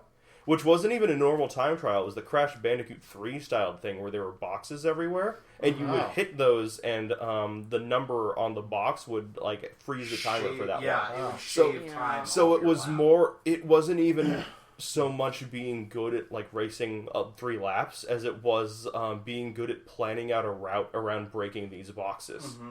And I thought that was super interesting. No, Crash Team Racing was a fantastic kart game, way ahead of its time. Yeah, definitely. Yeah. Definitely. And even newer stuff like Sonic Racing Transformed had a fantastic single player mode. Yeah, it had all this whole that very much. It had this whole career mode where like not only did you do races, but you would do like special races where it's like the player in last after 30 seconds would be kicked out of the race. And you had to like consistently be up there in the ranks in order to win. Or they had like these mini boss things where you had to race around the track collecting weapons to fight this tank that was in front of you while dodging its attacks. Or just like, drift challenges and boost challenges and things that would not only get you familiar with the courses, but really hone in on those game mechanics as well. The Sonic Racing one, it hones in on this thing that Mario Kart has where there's like the little secret routes and things like that, but it makes it, and it has those, but it also applies that to the general route, where like periodically throughout like any of the stages and areas, there are areas where there are multiple ways to approach it. So like, it's not even like, oh, you might, find a secret and cut a corner real quick and come out ahead. Like there are multiple ways to hit it, and it's route planning. Well, the thing that I really loved about... That's a cool way to do it. Even if you're just doing standard racing, you can try and optimize better routes every time. The thing that I loved about Transformed as well is there were a lot of courses in that game where the 3 laps weren't symmetrical. The level would change and adapt depending. Yeah. And like you'd go through it with different vehicles, you'd go through different routes, and it's like it's not even... Mario Kart has been doing a little bit of that. Not nearly as hard. I could think of Grumble Volcano and a couple downhill courses, and that's really it. Yeah. There's the downhill ones I can think of. Yeah. And that's not even necessarily the same thing. It's more like they're building the kart stuff, and then like here and there they're adding in, some experiments here and there to keep it lively. But like, those levels just don't seem nearly as interactive as they could be. We have Mario Kart, and I'll be honest, I haven't actually touched it once since Tim bought it, and and maybe it's because there isn't single player, and I don't feel compelled to play that game if I'm not playing it with someone else. Because it's at least like it's not really a huge point to. I know, Yeah. because I feel like it's more of like a multiplayer game. I've really always is. like, construed it as that. Yeah. The only time that I've ever like done single player was when I played Double Dash, and that was because I wanted to unlock things. And I felt like that game was maybe That's kind of the main reason for the that game. I saw today as I was scrolling through Facebook for this deluxe edition in as far as multiplayer that would actually keep me really interested is that you can create a not even just like linking consoles, you can create like a custom lobby, not just like like a tournament. Yeah. Yeah, you can create tournaments, and I saw, I think it was IGN was hosting, and they had a live video feed of it on Facebook, of this tournament, and they added the code, like, hey, come join our fucking tournament. That's really cool. It was super open to the public, and you could watch his feed as people joined or dropped out, and things like that, and it's like, oh, dude, I could totally have just grabbed my Switch right then and joined in on this. Yeah, and I mean, like, we're shitting a lot on Mario Kart right now, but it's not to say it's a bad game. Like, I've been really enjoying a Deluxe. Yeah, still. but that's all it has. Yeah. We're And just complaining about single We're player. just at this point, it's not even that we're shitting on it. We expect more from it. Yeah, that's the thing. Is what's there is great, but I would want more. Exactly. But You can only do the same thing. it's so the many Wii times. U game. You're buying the DLC and not paying for it. That's it. I know, $7 Kevin. brand new game. I've said that many times. You have. Yeah, but It's not changing. Yeah. At least like Zelda or Mario or any of their other games come up with new things each game. But this isn't a new game. I No, know. but even between Mario Karts, they don't do a whole lot of Yeah. new Yeah, stuff. we're just That's talking like- about in that's the general. point. Yeah. The reason why Mario Kart DS is my favorite one is because it was the one that dared to be the most different. It's like you had that mission mode in that game. You had like this really cool emblem that you could either like use default emblems or you can draw your own. So when you were playing online with other people, you had like your own personal emblem that everyone else would see. And I thought that was really cool because like you could either make teams or you could just have some really cool design on your character or something like that. Like it appeared on your name, it appeared on your cart and stuff. And it's like it wasn't a huge thing, but it was something that just kind of like added to the game a bit and made it feel a bit cooler. Yeah. But yeah, I feel like it just isn't evolving enough. Yeah. I mean, like, I like that they've added different, they've done like the transformation for the carts, and that was something that 8 introduced. It's nothing though. It's a real nothing I'm gimmick. not saying that like Well, it's it's a not lot, even, like, but because Transformed did the same thing, but at least like in the areas where you become a boat, they give you different course routes to pick and choose. Oh yeah, from and it's like as the a boat. The boat physics are way different from the vehicle physics. Yeah. Are way The plane different from the plane physics, physics. and so Yeah. it's like, You have a big area to go through. Like you unless you're like in the car, you feel when you're in the car, you're racing as fast as you can, but you're constrained almost. And when you turn into the boat or the plane, everything Things opens opens up. way up. Yeah, and exactly. You can try and figure out the best Exactly. way to get ahead of people, and you don't have that in Mario Kart 8. Yeah, like the You might anti-grav change thing in things, Mario but you're Kart 8 also is on a singular track with no deviations. Yeah, and it's like the anti-grav from Mario Kart 8 was mainly there to just make the courses into more of a roller coaster ride, which it's like it's really fun to see those wild designs of courses, but it doesn't do much as far as gameplay. And neither does that paraglider. Like that was introduced in 7, I think. Yeah. And it doesn't do much. Even if you want to keep everyone on a rail, change the physics up a little bit. Like maybe it's easier to drift, so you have to be more careful and not lean into it as much. Like When they you're make in it so when you anti-grav. run into other racers, you get a small boost and everything. Yeah. But aside from that, it's not much. Yeah. Yeah, but like again, like they could make small changes at least during physics. And Yeah, stuff. it could have been a bit more. You're totally right. You're totally right. What other news is there? Yeah, we got like way off track. This is about Mario Maker, wasn't it? Yeah. Yeah, that's fine. The Nintendo PlayStation is fully operational. Yep. Yes. So, this was an interesting news article because Jessica and I have personally seen this thing and actually gotten like hands-on time with it. So But you did. I did, yeah, you didn't. But and this is weird for me because it's a bit hazy at this point, but I remember seeing something very similar to this as a kid that I guess wasn't the same thing. Apparently not. Don't Probably know. not. Don't know what to tell you. But Jessica and I have straight up seen this at a convention. Yeah. And back when we saw it, this was back last December, it was a thing where it's they basically explained that they, long story short, found this at a at like an auction, at one of those storage unit auction things. Yeah. So they were going through like a bunch of different boxes, and like this was in it, and it turned out to belong to like some Sony CEO at the time or something like that, and he just left it in there. It plays Super Nintendo games just fine because by all means it's, you know, a Super Nintendo with a built-on like CD drive on it. Okay. You know, uses the same controller ports, same like AV ports and all that stuff. Plays Super Nintendo games just fine, but it's also got like this CD drive on it. Right in the front of it. Mm-hmm. And when they first got it, the drive wasn't functioning at all. Like the laser inside of it just wasn't reading discs or anything like that. And even when they got that working, it was a thing where it can't play PlayStation games because the PlayStation as we know it today didn't exist yet. Yeah. So like the BIOS weren't there. The hardware was all exactly different. exactly, and like the software was too. Yeah. Like the software didn't exist at that point. So if you popped in a PlayStation game, it's not going to play it. Yeah. Yeah. So it sounds like at this point they've done some like homebrew stuff for it. There was a specific guy who worked on getting it up and running and kind of, not necessarily, he tried as much as he can, and there's like videos online of him. He Was it tried like Jim Hack? It's something Hack. I remember his last name being Hack. He tried not to like remove anything, or if anything, put in anything that didn't work, almost exactly the same kind of part in. Yeah. That it was all the same. Keep it as authentic as possible, but Yeah. just Because- working.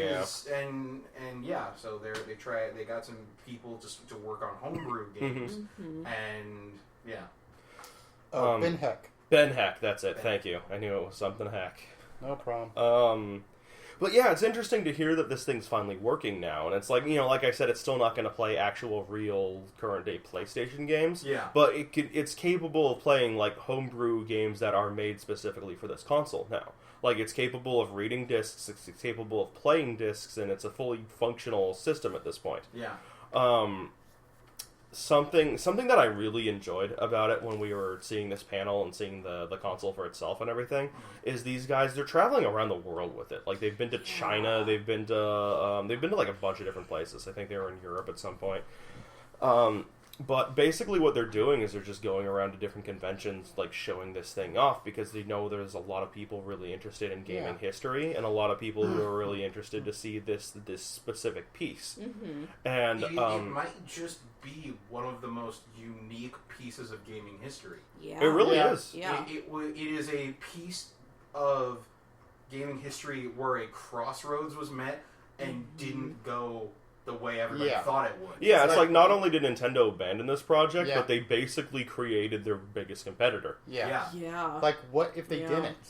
Even if they had just abandoned this project, if they had negotiated a different deal with Sony about it, we still wouldn't have a PlayStation. But Nintendo didn't see any potential in this whatsoever, and so they totally left themselves vulnerable to this monolith that has emerged from it. Yeah.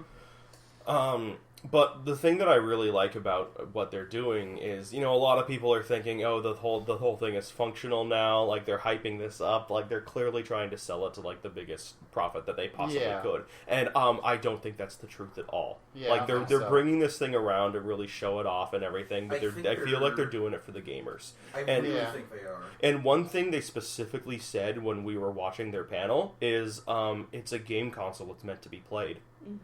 It's a thing where if they really wanted to keep this thing pristine, they wouldn't be going around to different conventions and letting the convention attendees play it. Yeah. Well, I think Like, it's they had it really- set up in a room and you can just grab the controller and start playing Super Mario World. I think it's really cool just from the homebrew aspect of because they made sure to like put all the specs on the hardware out there for the people designing games for it. Yeah, because it's way less powerful than the actual PlayStation turned out to be. So, and like the few games that they kind of got made for it were glitchy at first, and then they came back to it, and now they're running. But there is now going to be, and I get the feeling this is going to happen, there's going to be a community of people designing games that are just kind of like free market games, or might go to Steam or something like that, that are designed around the specifications for this console. It's a very niche market. It would be fun to say, like, I made a game for the Nintendo PlayStation. Yeah. But, like, you're not exactly going to get... weird. Right? Like... But you're not exactly going to have a lot of people playing it. Well, yeah, like, probably,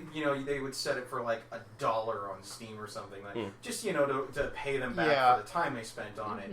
But, yeah, I think there's going to be people... Because there's indie people developing games for very classic style games. Oh, yeah, like, there's still Super new simple. Genesis and Super Nintendo games coming out. So I have fucking no doubt that Amazon was there's doing pre-orders for a Super Nintendo game, like, a few weeks ago.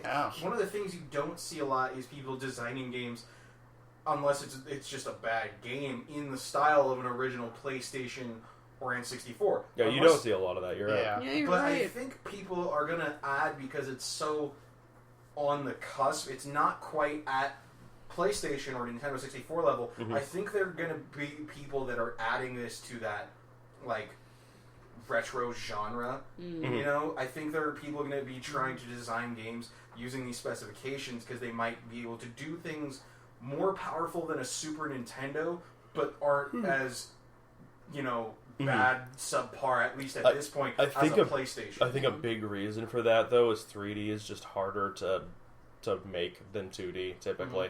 Like anyone can half-ass it. Like, I'm not saying, like, discounting sprite work, because I have done pixel art, and it, if to do it right is difficult, but anyone can, like, half-ass a pixel art retro style, air quotes. I'm doing air quotes right now. Air quotes are here. Playing real well for the podcast. Yeah. But, like, anyone can half-ass, like, oh god, a perfect example is the Penny Arcade's Rain Slick Precipice of Darkness 3 and 4.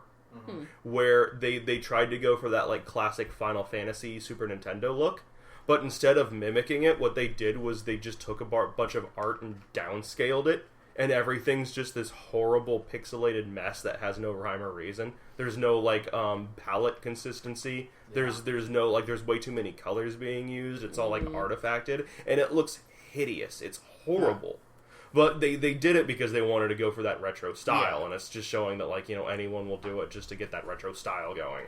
Yeah. But with 3D, like, that's a bit more difficult. You need people that, like, can not only make 3D models, but can, like, purposefully do that low poly count kind of thing. Still make it look good. Yeah, exactly. And Exactly. Because that's probably a lost art at this point. And I don't, this is speculation, but I think that there could be a new retro market based on the specs of a low-grade PlayStation.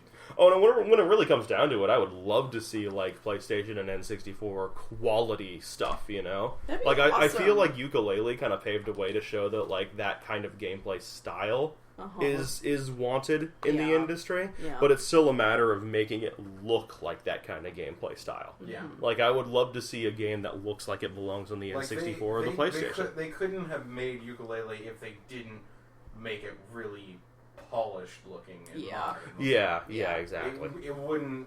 I don't think as many people would have gotten behind it. Yeah, and I totally agree. that's what I'm saying, is, like, this might be, like, the barrier between PlayStation and 64 and, say, like, the Super Nintendo. Let's see here. So the Strong Museum's World Video Game Hall of Fame, which is totally a real thing that exists. Third year running now. New games were introduced to it, including Halo, Donkey Kong, Pokemon Red and Green, and Street Fighter 2.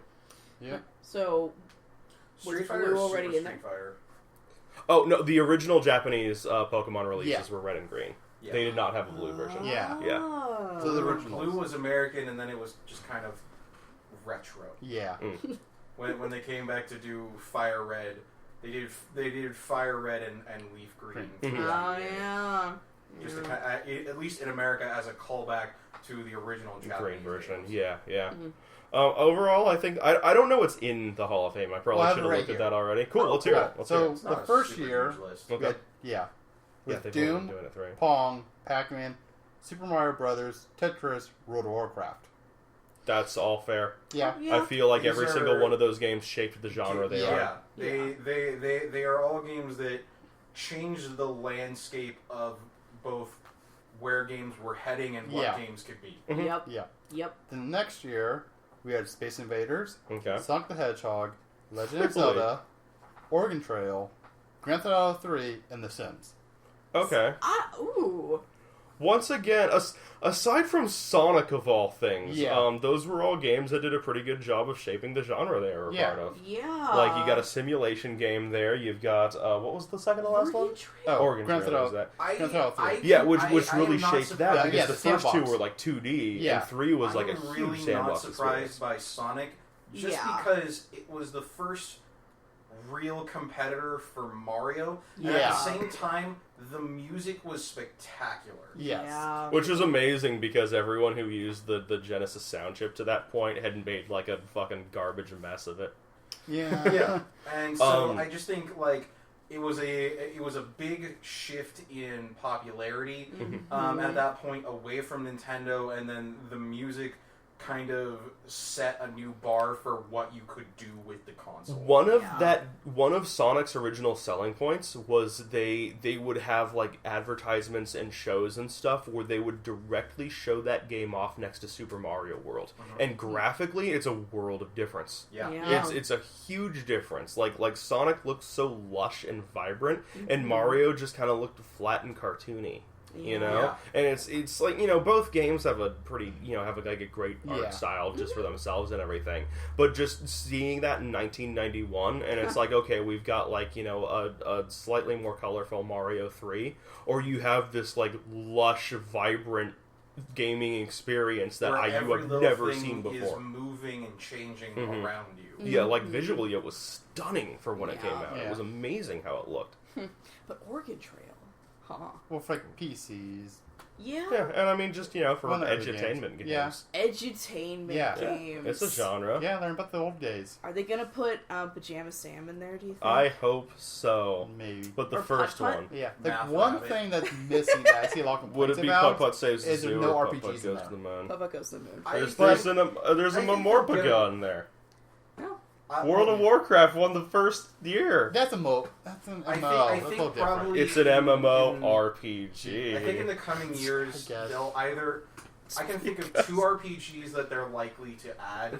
Either Zork or Final Fantasy. You Yeah. could argue that Zelda's an RPG, which you'd be debatedly wrong. Yeah. Well, Zelda's already in there. Debatably wrong. Yeah. The thing is, so like the thing about the RPG genre is, I would argue that JRPGs have not evolved at all. That could be true, but the thing is, it's one of the things that made it bigger during the 90s. Oh, not definitely. nowadays. Definitely. Yeah.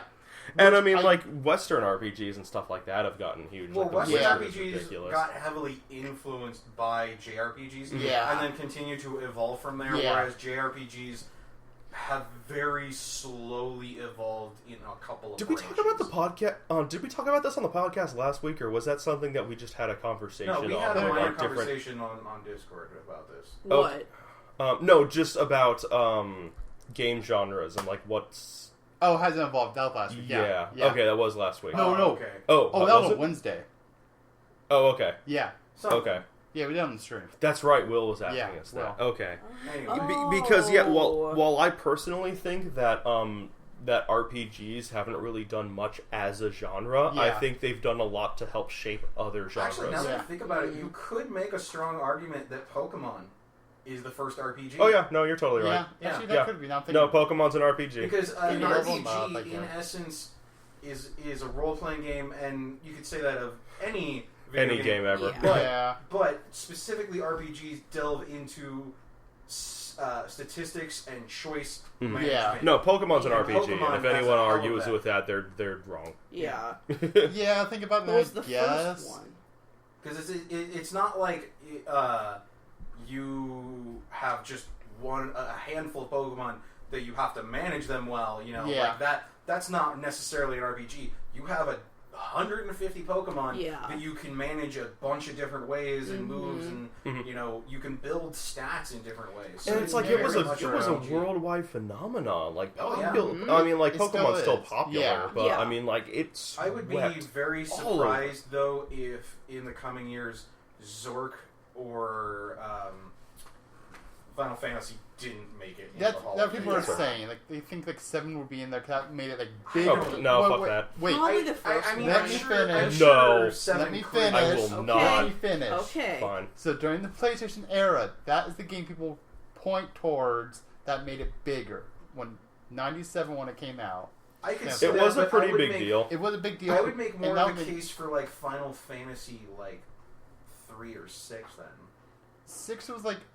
I think that was a better story, but it didn't get everyone playing it yet. First one or nothing. Bigger.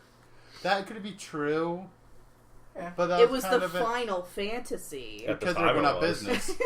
But then they made a lot of money. But I mean, like, I remember when 7 came out and Square just jumped the boat from Nintendo over to Sony because they're like, hey, we could fit this game on, 4 discs? Mm-hmm. Yeah. But, like, if we did this on the N64, it would take over 15 cartridges. Yeah. Like, we couldn't do this there. We have, like, full motion video. We've got all these pre-rendered backgrounds. We've got a lot of crazy shit. And, like, that was kind of a huge point, is, like, gaming hadn't really seen anything like that until that game came out. Yeah.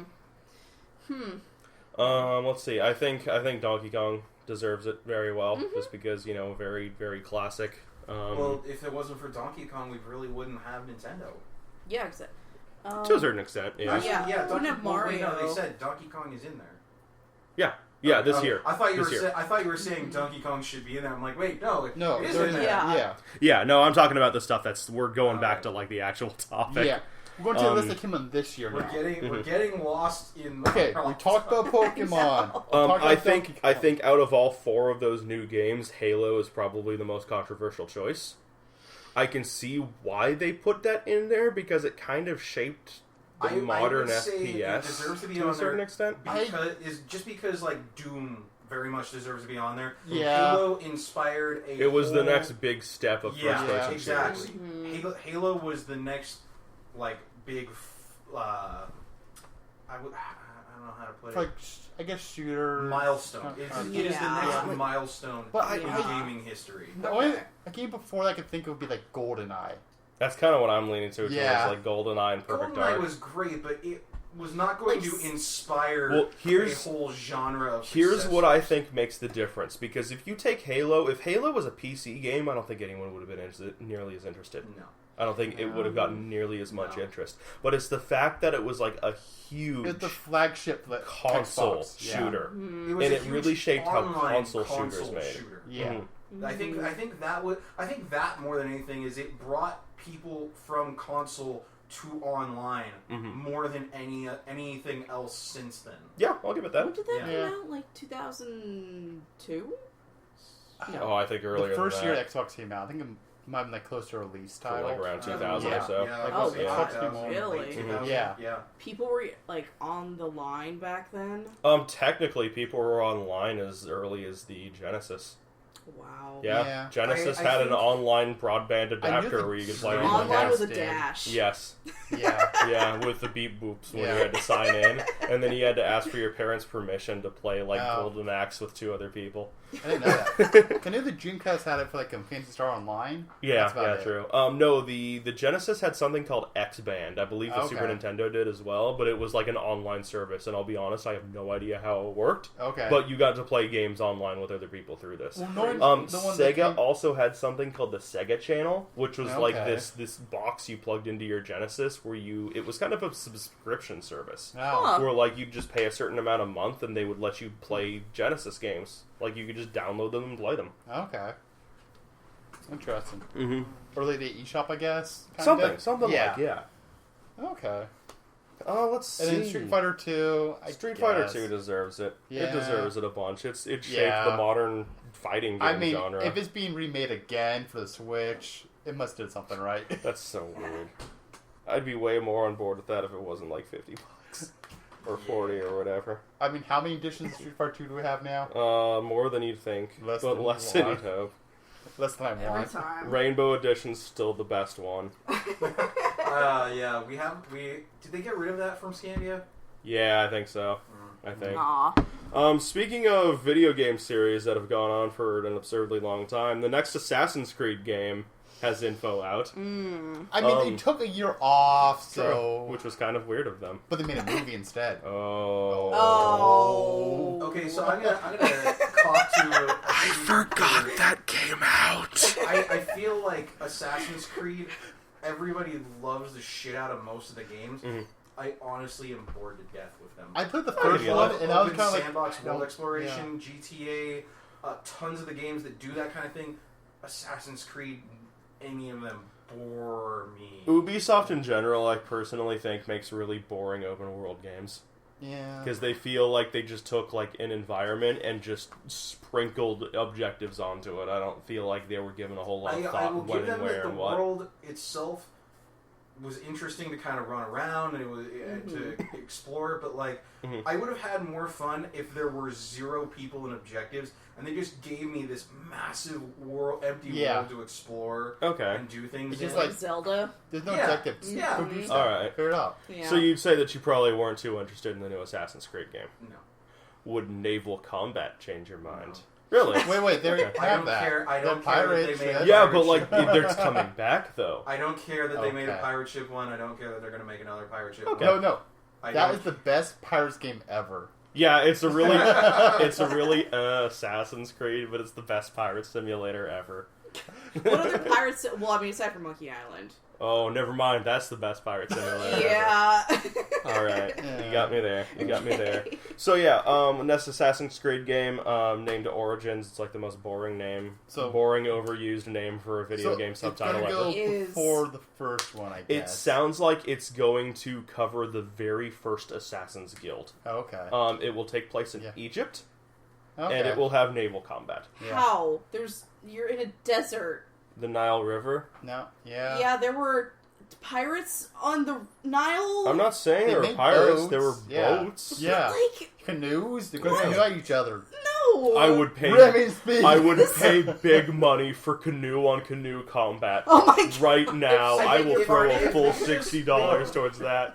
If they had just gone slightly prior to the Middle Ages into the whole, like, Greek Empire, you know, there's a lot of stuff in there where there were massive empires across all of Europe and Asia, like, you know, Yeah. the Mongols conquered most of the known world, just like, what was the name of it? It was, I'm terrible at history, 300, you know the name. Oh, the Sparta. Spartans. No, their enemy. The Sparta's enemy? Yeah. Yeah, that was the name of it. That's the 3rd time tonight, folks. I don't know. I never saw that movie. No, fair. like who they were the enemy. The other Persians? nation. Was it the The Persians? Persians. Yeah. Persians, The yeah. Persian Empire spanned a massive chunk and was very weirdly vilified in 300. So I could see them doing like an Egyptian thing just for the sake of like, hey, it's the first Assassin's Guild ever kind of thing. I have one more thing to try to sell you on this, Andy. How would you like a more open world environment with less direction and more explorative features? Maybe, but it's not gonna be. See, here's the thing. I really love this from Zelda because they put such a romantic spin on it, and the whole point of video games is to escape the real world. So without some kind of like a GTA style wackiness thrown in to exploring and That's a good goofing point. around in such an open environment, I'm not going to have any reason to explore because there's no way they're going to romanticize the hell out of it like Breath of the Wild. Yeah. Breath of the Wild is very simplistic as far as world exploration games go, but it is romantic as fuck, and I love that. That's a good way to describe it. Yeah. And I've It been is looking Romantic as fuck. Fuck. Yeah. Yeah. Like, the game can make me think of, like, just cause. Because you can just do whatever you really want. That's true. Yeah. Yeah. And have fun with And it. it's like I had a lot of fun with the Saints Row series because it's you know a big open world like Where you real can do setting whatever game. you can imagine. But what you imagine is bonkers. Yeah. And that's what made those games. You're going to explore this assassin world, and it's just going to be drab. Yeah. That's what I'm betting. I think you hit the nail on the head as far as what I enjoy out of open world games. Huge reviews, and like I see a let's play, and you can do all kinds of crazy stuff with the game mechanics and stuff like that, but I don't think they're going to put enough mechanics in the game to really dig around to my heart's content. Yeah. Okay. Yeah, that's the reason why I can't get into Assassin's Creed or like any like realistic shooters or anything like that. It's like it takes place in a real world and there isn't like crazy wacky shenanigans going on. So like it's that's why I love TF2. That's why I love Overwatch. That's why I love Overwatch because it's not just point, click, shoot, positioning. Yeah. It's positioning, and then the abilities change how the mechanics of the entire game work. And that's great. And that's why Quake is still so immensely popular, especially the new one. Yeah. Absolutely. Okay, so I have a question before we go on. All right. So, are they going to release the game before with the bugs in the game, or are they going to fix them beforehand? I don't know. I don't know. They took a year off. That either means that they've had way more time to work on those bugs and polish them out, or it means they've gotten rusty. Here's what I think. They're going to release it. It's going to be glitchy as hell when people call them on it. It's like, no, but see, this is before the first Assassin's Creed game, so we need to make it glitchier than that one. Wow. Otherwise, it's not authentic. Guys, the Animus is having some real issues right now. I mean, the last time they released one, I think people were flying in the air, walking through walls. I don't know. I remember Faces not loading. That too. That was a good one. Yeah. That was a good one. Actually, real quick, I feel like that could work, like the whole naval thing, if they did Vikings. Ooh. That'd be cool. That would be pretty cool. But there is Egypt. I know, but see if they did Vikings. Viking. The ship thing would work. on the other side, not Egypt. I know. I want a Viking game, so if you get a game over, they just send out a burning ship with your corpse on it. That'd be so cool. Right? That's the only reason I want it. Okay. It's like the only reason. That was it. Okay, let's get into more like serious real world stuff for a second here. We have to. I guess. Okay. I guess. Okay. So, a Twitch streamer by the name of Ice Poseidon was... Oh, I know this guy. Yeah.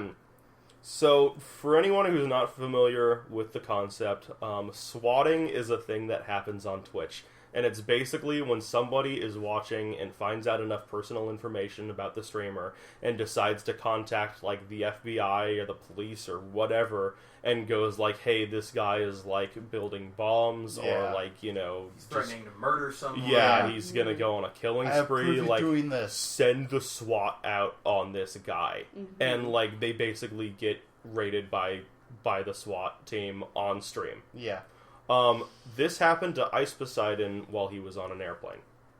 Where, so from what I've gathered of this, I've never even heard of this dude until this news article popped up. Stuff, but most of it's just always like this IRL, like, oh, yeah, he does a lot of Twitch IRL streams, and it's basically him and his friends like walking around different areas, just doing kind of daily activities while his fan base watches. He was at an airport and was basically sitting in the terminal waiting for his plane and everything, and got on this plane, and when it landed, the pilot basically told everyone to remain seated, and people looked outside, and the plane was surrounded by police. They were detained for, I think, several hours or so before everything was all cleared up. But it's like that seems really terrifying to me. Like, I've heard of swatting happening before and everything. But not like on a plane. Like but yeah. House. So here's the thing, and when you told me about this, I looked more into it, and then I thought about it. Because there's a couple and I'll get more into it too. I like that are decent enough people that have had this happen to them because they decided to piss off the wrong internet troll. This goes a step beyond just getting a person swatted. Sure does. How do you feel about that one person? They destroyed that day and possibly anything else for all every of the single other person on that plane. Yep. Had their plans caused ruin. Yeah. So not only are you wasting, you're wasting the time of the police and security, Plus, you're the wasting the time of and crew got thrown way off their schedule. Yep. Yeah. And not to mention every single person who was on that plane, which, like, who knows? There could have been doctors, there could have been patients, there could have been, like, businessmen. Yeah. Like, people who really had somewhere they needed to be. Yeah. And not only did you, like, People screw... who needed to catch a connecting flight. Not only did you screw with a streamer, for epic lulls or whatever, but, you screwed with a lot of people at that point. Like, that could... And this is something... It's a crime in itself to do this. Oh, yeah. But this could very easily, depending on how much traction it gets, this could be considered mild terrorism. Because you are using the threat of violence to inspire fear, and if it was just one person, that's its own thing. But this is something that happened to a lot of people. Yeah. So let's dive a little further into this, because I have some extra things to say, and I don't think that Ice Poseidon is entirely innocent in this. So, looking back on this guy and what he's done previously, this is not his first run-in with being swatted, or being, like, arrested or harassed by the police because of his streams. He's had several run-ins with this. If you take a look at, like, any clips or highlights on YouTube or Twitch, you'll notice that he's had several run-ins with the police. He's been arrested a few times, and it's all, like, his community basically making call-ins. There was one point where he was in, like, New Orleans or something, and went to a restaurant, and one of his viewers found out the contact info for this restaurant, called in, and basically said that, like, hey, you guys have, like, a serial killer in your restaurant right now. And he got kicked out of that place. So, it's definitely a thing where it's a little more interesting, because he's not just at his house streaming when this happens. He's out and about, and he's in, like, local businesses. He's in, like, public areas where it's just more than him being disrupted by this. It's local businesses that are getting, like, a bunch of phone calls and getting all this weird publicity and everything. There's, just a lot of innocent bystanders in all of this. And from what I have heard, keep in mind I've never watched a single one of his streams, Ice Poseidon has a very, very toxic community. And he doesn't really seem to do a whole lot about engaging that or keeping it at bay. He doesn't really do anything to moderate his chat. He doesn't really do anything to prevent all this from happening. And at one point he figured that people are just going to find out where he is and all of his contact information and stuff anyway, so he might as well just come out and announce it. And basically, like, what's the worst you guys are going to do, right? Yeah. Which is exactly what he did in this airport terminal. Yeah. But the thing is, like, he does his streams that way, too. I don't know, like, you tell people where you are, essentially. Yeah. He's going like, I'm taping myself, I'm here, just do it. But, you'd think after several run-ins with this, it would come to a point where you'd feel like something needs to be done. Yeah, and I understand out, like, so people watching him, it sounds like. I hate to interject, but the thing that pisses me off about this guy is, again, I also looked into a little bit after you mentioned it before on Discord, was that he had kind of owned it to a degree, and he didn't decide that because of the problems it could cause to people around him, that it was a good idea to stop. Yeah, that's the thing. Is like he is willingly putting other people at risk because when SWAT moves in, it's not always good. Oh, accidents happen. Oh yeah. Lots of accidents there's been stories about people getting swatted on Twitch and being shot for it. Yeah, well, and that's how they're trying to do. The Twitch person. They're trying to not take any chances. There is just in general, setting this swatting aside, people have been hurt by flash grenades, like innocent people, tear gas and things like that. Yeah, totally. Beanbags that stray hit a person, and you're putting a lot. This guy is putting a lot of people at risk because he knows that because he continues his stream. Yeah, there's a good chance. And I mean, I really want to make it clear. I don't want to. You stop. I don't want to, like, victim blame here. Yeah. I don't want to be like, oh, this is this guy's, like, livelihood and everything, but it's like, you're fucking it up for everyone. Stop, Like, by all means, like, if this guy wants to go out and stream IRL and he's popular at it and he's good at it, like, he shouldn't have to give up what he likes doing and what he's good at. He shouldn't have to. He could very well make, and it would be a big, hard thing to do. He could stop doing IRL, or at the very least, move to a new place and stop giving so much information. Well, here's what do you mean by move to a new place? Do you mean physically, or do you mean Physically, like another yes. ad? Oh, well, the thing is, like, that doesn't work. Like I said, he took a trip at one point to like New Orleans, and he was still harassed because people found out like the local businesses he was at and found their contact info. And it's like he was at an airport and people found out they didn't even need his airport terminal. They just knew his real name and contacted the airlines and went like, "Hey, I think my friend is trying to smuggle a bomb into an airplane." Then at that point, I would seriously consider, especially in the wake of this and how big it is, I would stop doing IRL things. At this point, he has been banned from Twitch, and he's apparently in talks with YouTube about some sort of like partnership to bringing a YouTube live thing. Even if he didn't do this intentionally, knowing that this was a serious thing that was going on and could happen to people around him, I would have. I think the fact that he has precedence. The fact that this has happened several times to him before is like, okay, you've got some warning signs here. Like, maybe we should probably wrap this up. Mm-hmm. Yeah.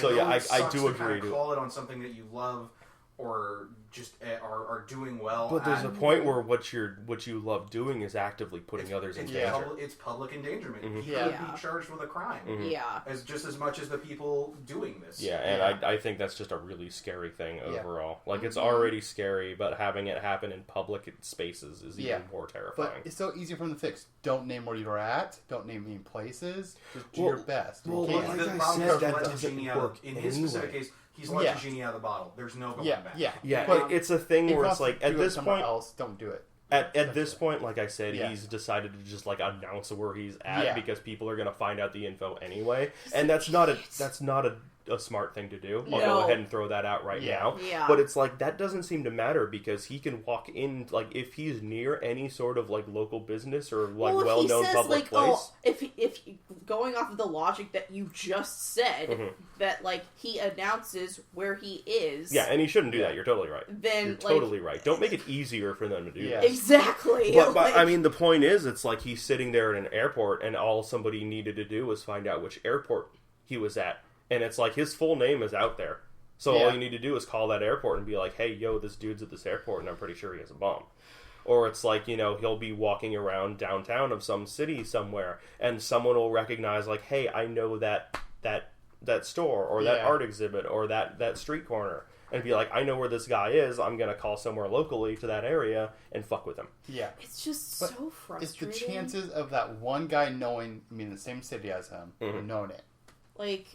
It's so frustrating. It's a low chance, totally. but thinking it about can happen. the resources wasted. Oh yeah, this absolutely. is like super serious and sad. I have a piece of news that's serious, but in a good way. Okay. So I put it up. I don't know if you saw it. Microsoft has kind of semi-announced that they're ready to start building quantum computers. Okay. Yeah, so I saw that. What does that mean? So our computers are limited. We've seen an amazing boom, especially because of the internet, mostly because of the internet. This boom in technology revolution, but there is only so far that our programming can go with the computer. We can only build them so well, and we're getting close to a threshold in like the next terabytes decade. And stuff. Yeah, Like, it's way beyond that at this point. I know they are.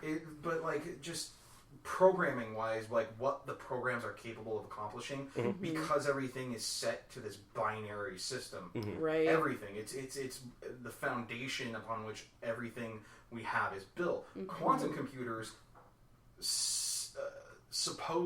create a supposition on which instead of things being a 1 or a 0, it can be a 1 or a 0 at the same time.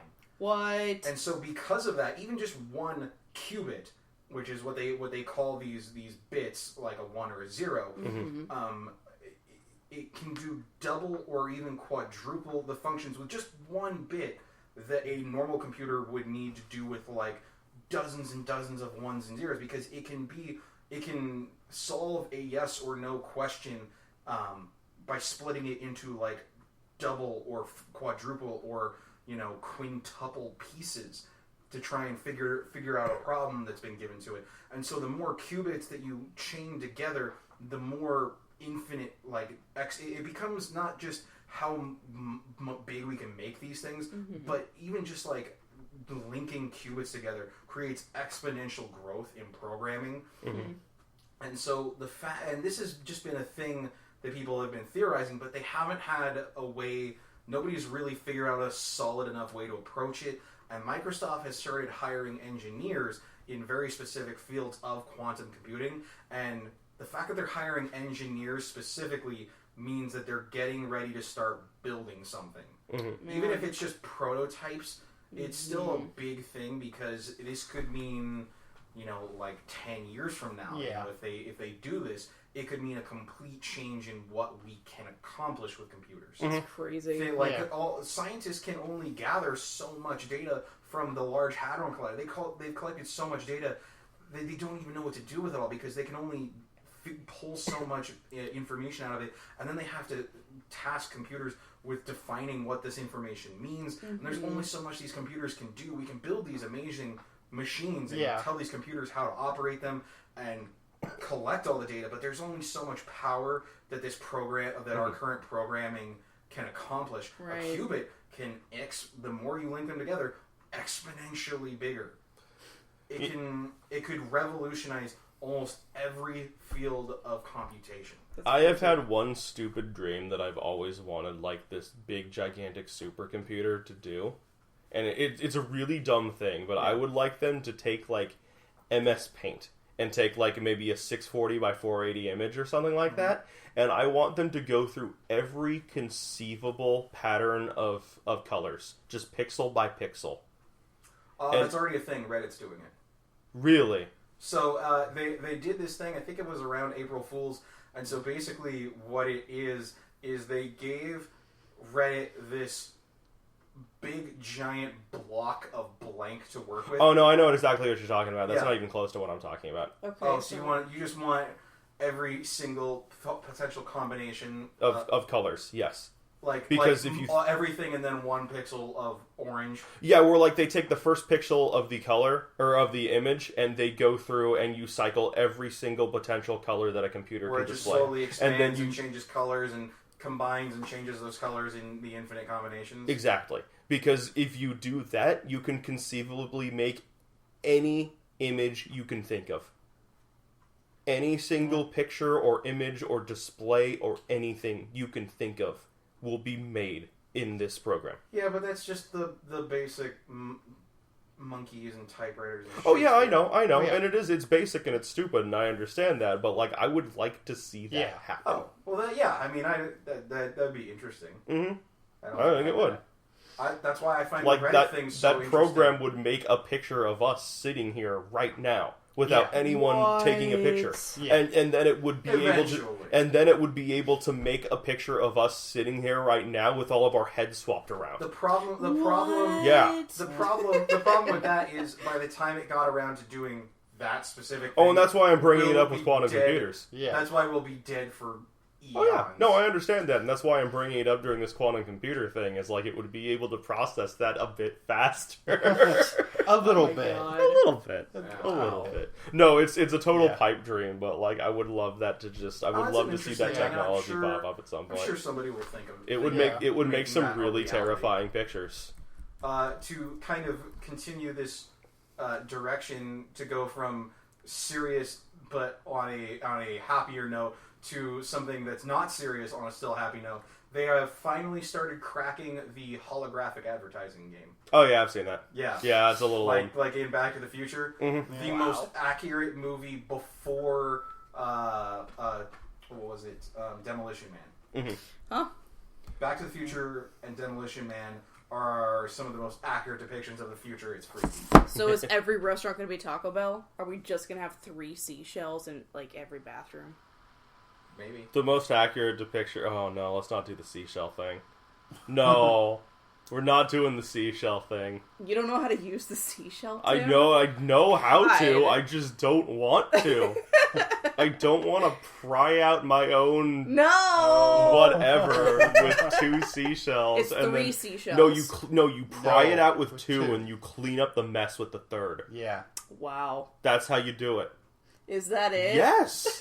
Okay, so Wow, the thing just people that- didn't know that- that? That's the I one do thing- know that. You don't know how to That's use the one seashells. thing I didn't super understand about that movie, because bidets are already a thing, and that's the best way you're going to futuristically be able to clean anything down there. And the Japanese have already made super sophisticated, smart bidet toilets. Yeah. So I don't know why they thought the seashell thing was an advancement I don't on know. anything the Japanese I can create don't as far as know. toilets. No. Have Oh you my tried God. the seashell? No. Have Did you? I have a story to pausing. tell. So they never. No, you don't. They didn't Podcast specify- over. They didn't specify what kind of seashell. Are these conches? I No, hope they're not. just like regular, I like sincerely hope seashells. not. Just like the purple, Like Ariel's bra. Yes, Uh, like regular seashells. Clam shells? Yeah. Yes. You want me to pry my butt open with a couple of shelter apps? You have to catch a couple shelders and then just get to it. Oh, Uh, okay. Let's anyway. go on. Let's go on to the last topic we have here. So someone on YouTube, I once again can't remember his name. I'm really bad at these, but it's this guy who's known for doing Overwatch videos, and he does giveaways every once in a while. And he did like a giveaway a couple months back for like a Steam gift card or something like that.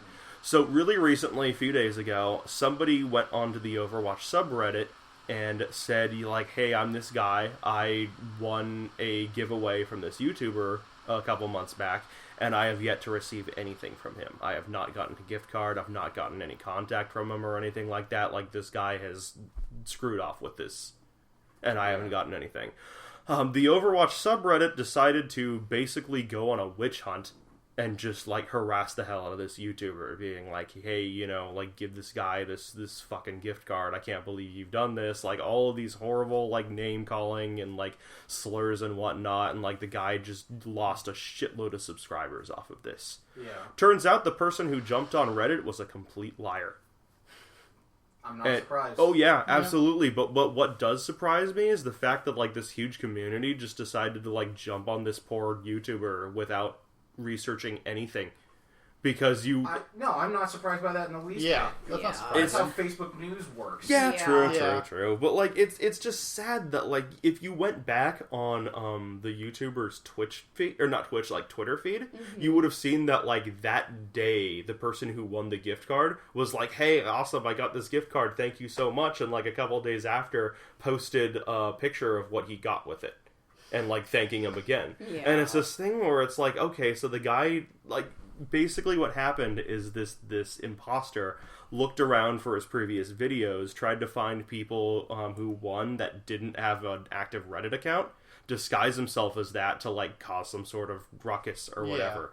And it's like, you know, everything's been corrected at this point. Like, the guy was called out as a liar. The person who actually won the card came out and was like, you know, just want to clarify, totally won this. This guy's legit. Like, there's nothing wrong here, and I am, like, the real person who won that event. And, you know, provided any proof, anything that they needed there. But at that point, like, the damage was done. It's like, this guy's poor name is slandered. He lost a whole bunch of subscribers. And I really want to find out who that is, because, like, I want to basically, like, you know, anything to kind of help clear his name, I guess. Yeah. So let me pull that up real quick, Kind just of to make skim sure. Reddit and most just, like, the article didn't say his name. I'd watched the video that Oh, they okay. I didn't see the video. Yeah. Do So, you have it? yeah, real quick here. Just give me a second, it's loading. Okay. Nickel, that's it. So, yeah, YouTube user Nickel, OHNICKEL. Totally legit guy. His giveaways are actually legitimate giveaways. So if you have heard anything to the contrary, it's wrong, and this guy is alright. That's so sad to think that, like, he's literally just doing a nice thing. Oh yeah, and someone For just these wants to, people. like, come around and ruin this for everybody. Yeah. And it's really sad that, like, someone's just slandering his name like that. Well, that's why you can sue people for that. I can sue guess. Jessica! What? You slander me all the time. Shut up, Kevin, you asshole. The problem is that it's not. None of it is a crime. So it's a real crime. It's something that would be brought up in civil court, and so he would have to spend money to find this guy. Yeah. And then on top of that, bring him to court. It's not worth the legal. Oh yeah, time. I'm not saying Yeah. like that is gonna happen. But like that's why you'll hear like celebrities that sue like magazines for sure. slander articles For sure. and stuff like that. But yeah, it's disappointing. Yeah, at and the it's very yeah, least, like I said, I mean the damage is already done, sadly, and it just kind of sucks because of that. Yeah. So yeah, moving off of news real quick. Kevin, you had something? you had like a discussion topic for us that I thought was kind of interesting, and I'm trying to find now. It was no, I'm sorry. This is actually one that I pulled up. Thank you. I was confused. Like, wait, what are you talking about? Interesting, just sort of discussion topic that I stumbled onto is underutilized game mechanics. So, like, if you've ever played a game and they had something that they put into that game and it just doesn't seem like they used it very often or to its fullest. So basically what we were talking about earlier with Radiata Stories, that using the choice mechanic, the alternate endings or whatever, as, like, the main drive in the game. Yeah. I suppose, but I mean, that was also, I feel like that was pretty used and utilized.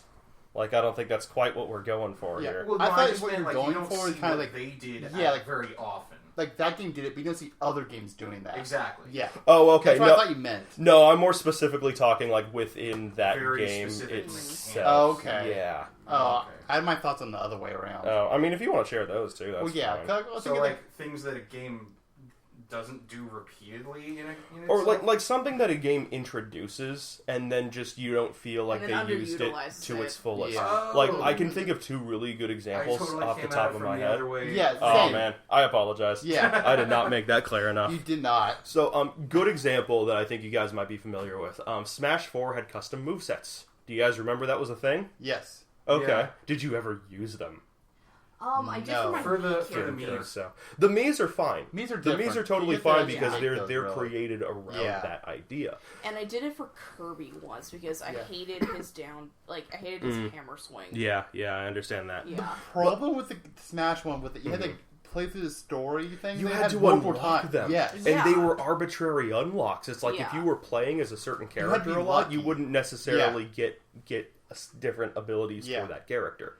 And it's like stack that a on. really good point. Yeah. That's a bad way to do it because It like is, it's I'm terrible. a Mario main for the most part, but like there might be characters like I main like maybe a handful, but there are probably characters that I would never normally touch that have different movesets that I could use more comfortably. I mean, one, they all should have been unlocked from the get-go. There's no excuse for that. And two, if you are going to make them unlockable, have it so, like, if I play as a Mega Man a bunch, I'm only unlocking different abilities for Mega Man. Yeah. On top of that, it's just this weird thing where special movesets weren't allowed online. Oh. Which, that's negating a lot of the use from it right there. You had the Mii's, which makes sense because you're custom making a character. But Palutena's entire character was designed around custom movesets. Yeah. Where if you use her basic moveset, it's trash. It's fucking garbage. It's such a terrible moveset. And she's got some good ones that are hidden under her abilities, which if I remember right are still unlocked at the get-go. So you can customize her without having to unlock anything. But you still can't do that online. Yeah. You can't do that in tournaments. Yeah. And it's like she's just a gimped character because of it. Yeah. Like, I heard she's pretty good if you could change it around. But and it even gets to the point where it's like they release several DLC characters and they don't have any custom moves at all. Like, they completely abandoned the idea of it by the DLC. Yeah. So, I think that was just a really poorly half-assed idea for a game mechanic. Yeah. The same thing kind of happened when they got to Super Street Fighter 4. Because they introduced the alternate ultimates and things like that, and that's great. And then at least 4 has that, though. Yeah, but I wish 5 had that. Then they came to 5, and they didn't go further and give you varying alternate like supers or or V triggers or anything like that. Yeah, like it's still just the 2 alternate ultimates. Yeah, it would be nice to see. Are no, you don't even get that. Extensions on the supers. You don't even get that. You don't even get a choice for alts, do you? In 5? Not in 5. I thought you did. No, I don't think you do. I could be totally wrong. It's been a while since I played it, but sure you do. But it's like you don't get like alternate V triggers, you don't get alternate supers or anything like that. Yeah, and you're right. It feels like kind of a step backwards, especially since a lot of. It's not even a step backwards; just a step laterally. I feel like Mortal Kombat 10 did it pretty well, where they had multiple playstyles per character. And it was a thing where it's like, you know, you got Scorpion, you have like, you know, 3 different playstyles for Scorpion, and at its core, like, it's still Scorpion, he still looks like Scorpion, he still has the same hitbox, the same, like, he still does Scorpion-esque things. He does them is different. Yeah, it's his same basics. It's his same, like, you know, speed and weight and all of that stuff. But like, he's got different specials, and like it mixes up his character. Whereas, like, you know, you can have a Scorpion versus Scorpion match and have both of them play completely differently. Yeah, and I think that makes it really interesting. And you know, like, there's good ways to do customization on fighting game characters, and like, I don't think Smash did it well at all. I definitely didn't use it that often. Like, just the one time, pretty much. Yeah. You use it pretty much just to see like what you've unlocked, and then just go back to normals. Yeah. I think another good one, just real quick, was Mario Galaxy. Like near the end of that game, they introduced that red star, which lets you fly. Yeah. And they use it for 1 star and the overworld. Yeah. And that's it. It's the only time it's in the game. They don't even use it for the sequel. See, now something that they kind of using that same line of thought up for the topic. Pokemon made the same kind of mistake where they tried to be creative, but they weren't. Like, instead of Whirlpool, like, instead of it just being, it's just cut but with water.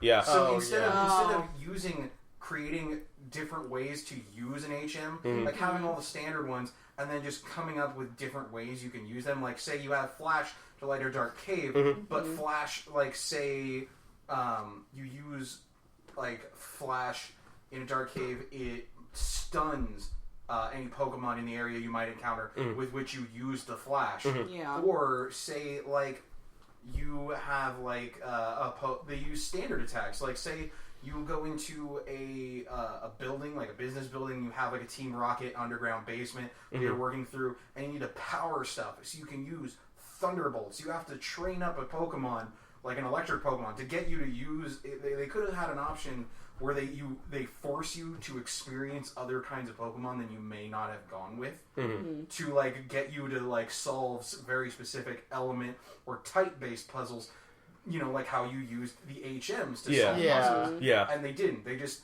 used the same puzzles. Sun and Moon handled it a bit better. Not really as far as Pokemon types or anything, but the HMs were way better in that, because that's one of the ones I didn't play. So there were not HMs in Sun and Moon. Yeah, they got rid of that completely. I heard about that. What they did instead was they would introduce different ride Pokemon to you, and it was a thing where you can just summon them. You didn't need the Pokemon in your party. You didn't need to teach them a special ability or anything. It was just like, your version. Designate one as like your.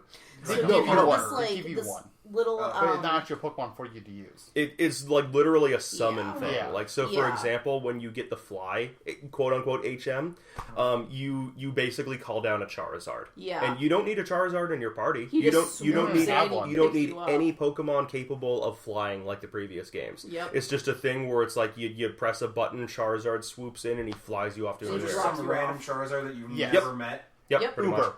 Yeah, something like that. That is fucking bizarre. Usually in the game, it's a thing where you meet some sort of trainer or something like that, and they're like, "Hey, you look like you need this ability. Exactly. Like, have this thing.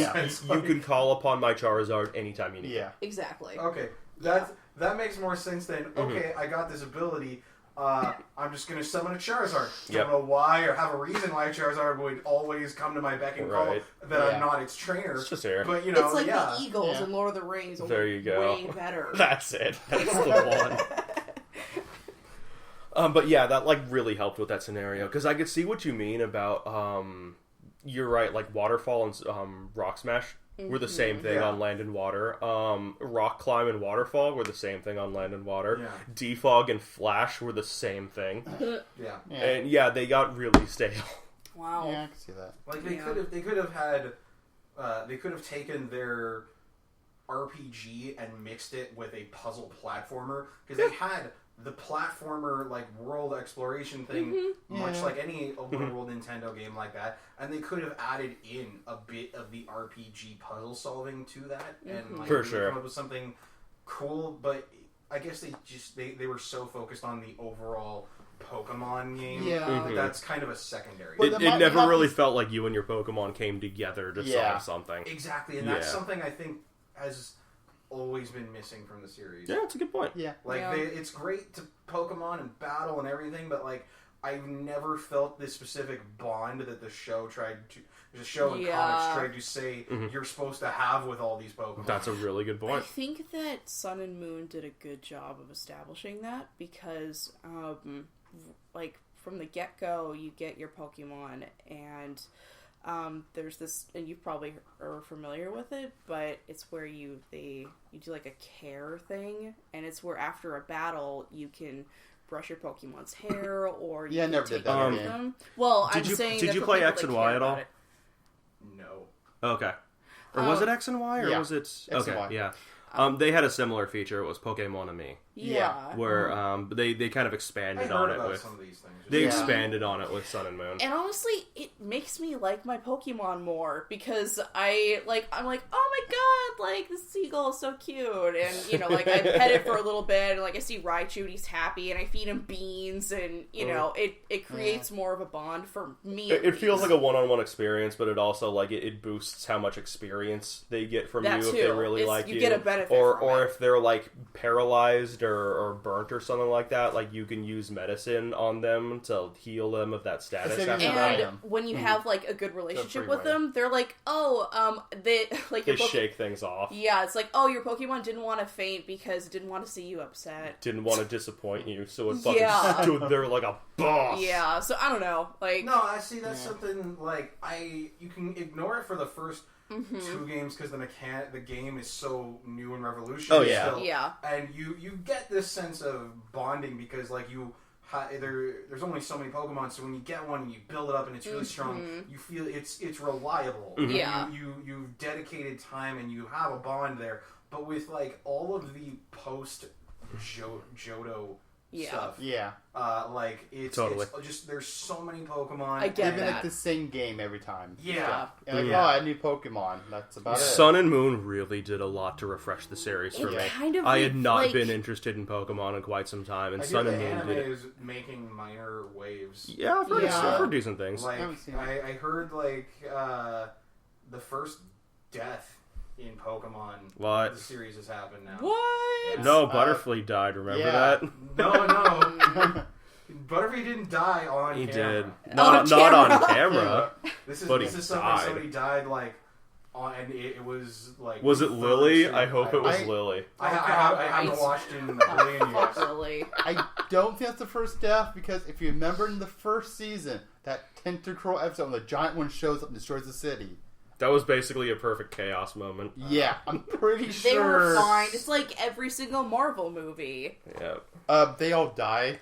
No, they're fine. Something that I always felt it's like that DBZ thing. Like, oh, it's a good thing everyone escaped off camera. I always felt mildly annoyed. Like, I got caught up in the Pokemon craze like everyone else. Yeah. But looking back on the Japanese comics, it they're was much darker. more. Oh, the Pokemon Adventures one, yeah. It's more darker and it's more connected to the game itself. Yeah. And I always got kind of annoyed that they didn't put more of that in the show or in the games because like the games, like let's say. But Andy, we're American. We can't take that. The Pokemon Adventures mod was so good. Not even like the darker thing. That just Arbok gets fucking sliced in half. The show, you had that one episode with the giant it's like a Psyduck that gets spit with acid and his face just melts. Guys, you can't talk over each other. Yes, you can. Oh my god. Why was there never a game mechanic where you had giant or small Pokemon and that their sizes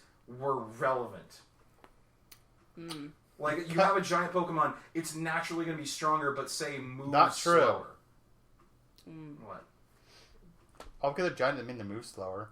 Onyx can move pretty fast still. But Onyx is terrible though. Yeah, he is. There are specific skills like moves that like I think Seismic Toss does more damage depending on your Pokemon's weight or something like that. Oh, that's cool. Yeah. Like there are specific moves that do more damage or have better difference. effects depending on how like light or heavy your Pokemon are or how big they are or something like that. And that's like removing typing and stuff out of the way too, right? Yeah. Okay. Huh. That's cool. Yeah, like there actually are abilities that do that. Okay. Well, there you go. Yeah. I guess my addition to your discussion topic, I had to look at the games that like I own. I noticed you pulled one off the shelf. Yeah, and that was just to remind myself like what it was that I was thinking. Mm-hmm. Which was with the very first Sly Cooper game. When you collect all of your clue bottles and which are like collectibles throughout the game that you get, you open up a safe. And you get an ability, and it could be something like, like a mine, or you can, and like these are like a couple things that are actually kind of useful, but for the most part, basically all of the upgrades that you get are basically useless, with the exception of one, which is the roll, which you use for the time trials, and possibly the mine, but aside from that, all of them are totally useless. That's a good point. It's just a bunch of fluff, really. Yeah, and I think for all the effort that you go through like collecting these bottles and opening the safe, which is sometimes like you have to find it, and that can be a chore. So you do get some fun stuff, like you get like a map, and you can get like fun detailed information on like the enemies, like this person likes to listen to disco music, and like that's cute. Yeah. It's like there's a couple that you're forced to get for story purposes, like they force you to get like the invisibility power up or something like that, and those are actually used within the game's level design. But that's because it's like forced after you have.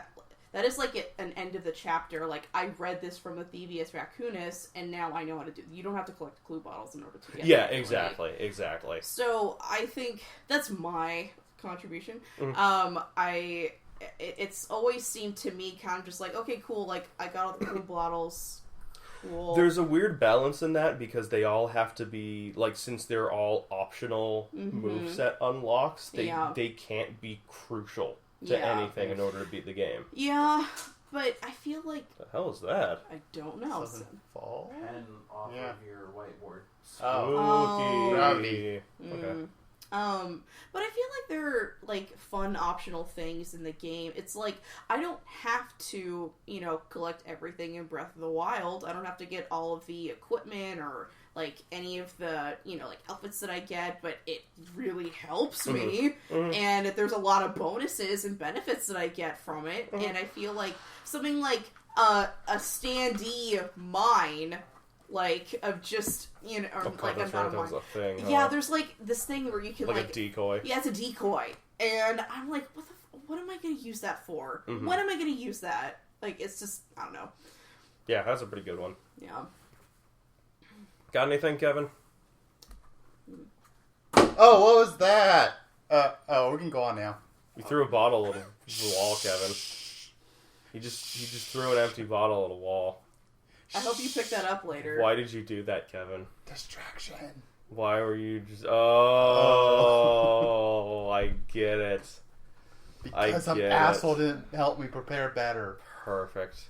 Nailed it. Well, you did prepare for something, like, based off of the other idea that you had, though, right? Okay, yeah. Let's hear that. Let's hear that. So, underutilized, as in, haven't been used that much lately. For one good example would be, like, Silent Hill Shattered Memories. Okay. I want a game to judge me while I play through it. That's fair. Yeah. Oh, yeah. That's the only game I ever can think of that I've done that. That's fair. Yeah. I think that's a good one. The way you play the game influences how the game plays. Yes. That's a great idea. That's something I've always wanted. It's fantastic. Oh my god, Andy, you haven't actually... Oh, man. No, I've never actually played it. I want to tell you, but I also want to... Kevin is an asshole. Why would you say that? Because... Okay, I'm just going to lay this all out on the line here, because I think that Silent Hill Shattered Memories is a very fascinating game. Where basically, like, long story short, the way you play it influences how the game will kind of progress and change and what ending you'll get. So, like, for example, if, God, it's been a little while, so I'm trying to think about it, but, throughout the game, you'll see, like, posters for strip clubs or, like, bikini models or something like that, or, like, shelves full of alcohol or stuff like that. And if you spend a lot of time, like, looking at these objects to the point that your character, like, makes note of it, the game judges you for it. And it becomes a thing where it's like, if you're spending a lot of time like looking at bikini models or something like that, you meet like a female character later on, and she'll dress like more sexy. Yeah, her outfits will change. Or like the weird shapeless enemies that you fight will begin to take on more of like a, you know, curvy woman shape. Yeah. And like by the end of the game, it'll be a thing where it's like your game's ending labels you as a huge pervert. Yeah. Or you can like, you know, be this deadbeat alcoholic dad because you're spending an awful lot of time around alcohol. Or if you like don't look at any of that, then you kind of just get like this basic guy that is just having weird shit. Yeah, like more of a neutral ending. Yeah. But yeah, like the way the game adapts and changes, like is completely dependent on all these weird little subtle nuances that you do to play the game. Yeah. It's not even like oh god, what am I thinking of here? What's the word I'm thinking of? Like a good and evil scale kind of thing. It's not a system like a morality system. Yeah. It's nothing like that. It's nothing where it's like, oh, if you kill a bunch of enemies, you're a murderer. Yeah. Or like if you save them all, you're a pacifist. It's nothing like that. It's weird, subtle things that change the game, and I think that's what makes it really fascinating. It's like how you choose to tackle things, like how you can take care of this problem. Yeah, and I think way too many games do that whole, like, you know, black and white morality, evil, either you're evil or you aren't kind of thing. Yeah. So, kind of to marriage these two different ways to approach this topic, there is a game series that this all makes me think of that has done both in a good and bad way. Okay. And that's the Metal Gear Solid series. Okay. All right. So, throughout the Metal Gear Solid series, starting with, like, 2...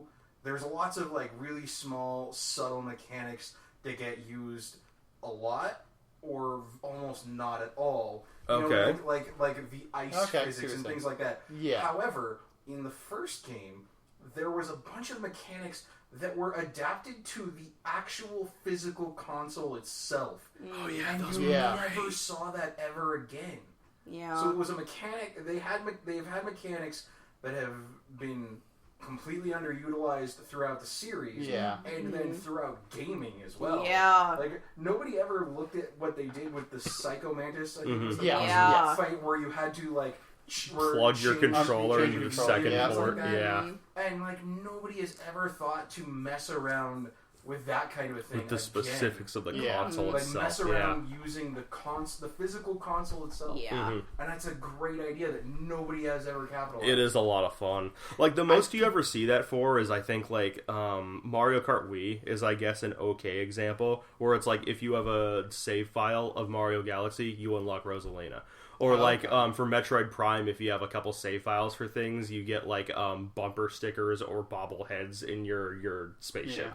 But it's never anything that like someone calls you out for playing Castlevania games. Yeah.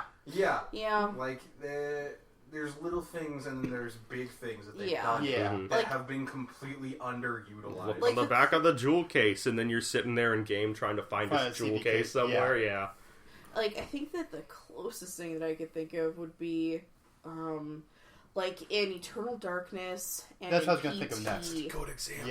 Yeah. No getting just messes where with you, like, start going crazy, basically. PT is different, but in Eternal Darkness, if you, I don't know, like, you're some type of meter that, sanity meter. Your sanity meter, if it gets too low, then, you start experiencing really weird things, including the game, like, basically, shutting off? Or... It'll do various different things depending on, like, how crazy you're being. Like, it'll do, like, subtle game mechanics, like, it'll throw more enemies into a level that aren't really there. Or, like, your character model will shrink until he disappears and you'll just be in the previous room. Yeah, or just, like, the weird, volume like... go down. Yeah, and then it starts doing things like turning the volume down on your TV or pretending to turn it off. And then it gets to the point where, like, you'll go to save your game and it'll be, like, now deleting all save files. Yeah. Or you'll finish up an area and it'll be like, thanks for playing the demo. That's what I'm talking about. Like, that is something, those kinds of things have only ever been done, like, once. There. Yeah. Rarely.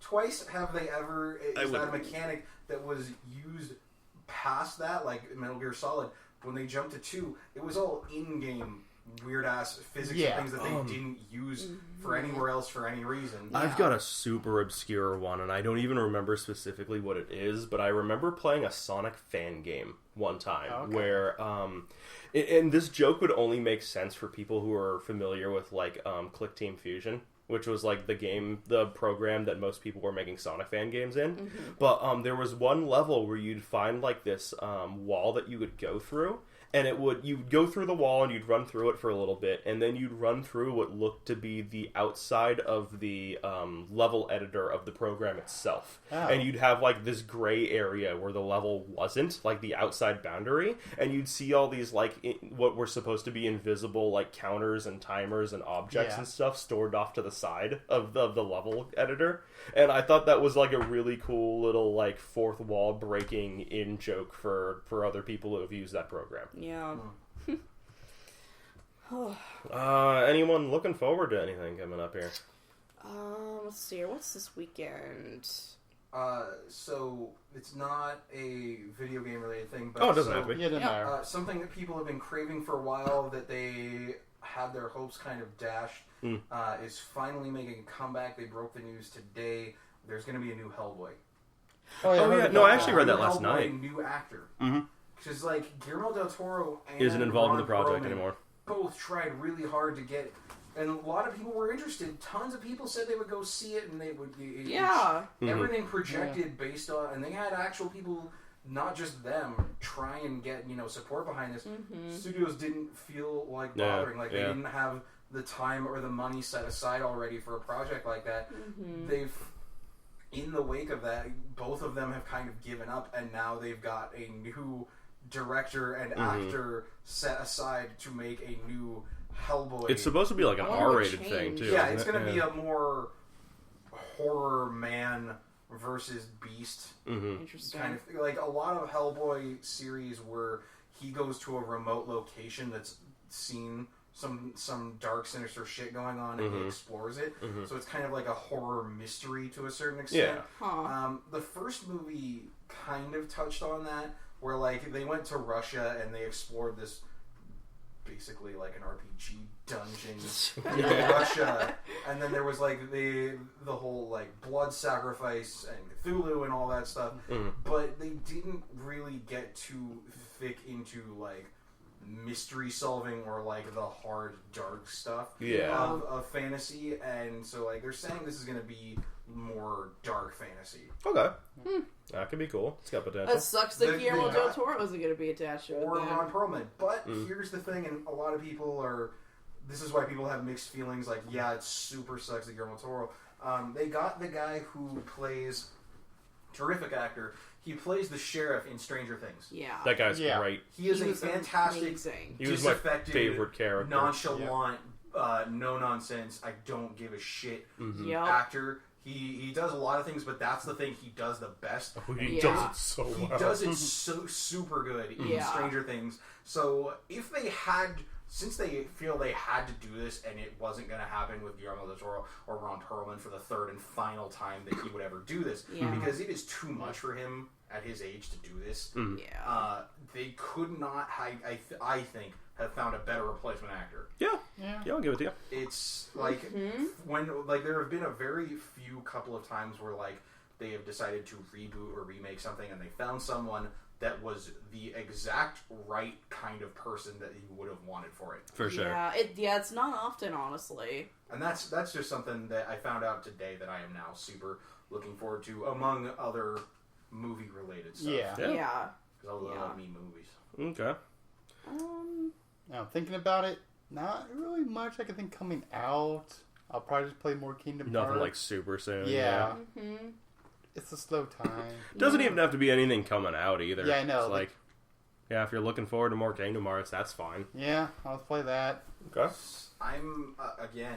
There's another thing that's coming up that I am looking forward to, but I'm now torn on. So our local town does a con, and it's grown bigger in like the last 5 years, and there's another con in San Francisco, that San Francisco Comic-Con, that's gotten a lot bigger in like the last couple of years, and they're trying to make it like a really big like official con. I noticed the Santa Clara one was like starting to get kind of bigger too. Yeah. But specifically, these two are both in September.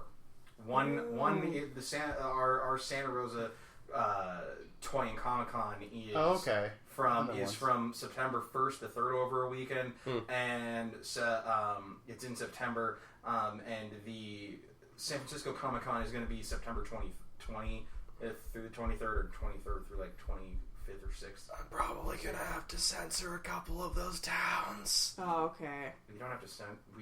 We live in California. It's not a. Well, yeah, but I don't want to like place ourselves specifically. You got the city next to. Don't want anyone swatting us. I know. Okay. We're taking precautions, Andy. Yeah. Well, there was also. So, Andy, what's your address? No. My you tell me yours, and then I'll tell you if that's also my address. No, but there was like one in August we were looking forward to as well.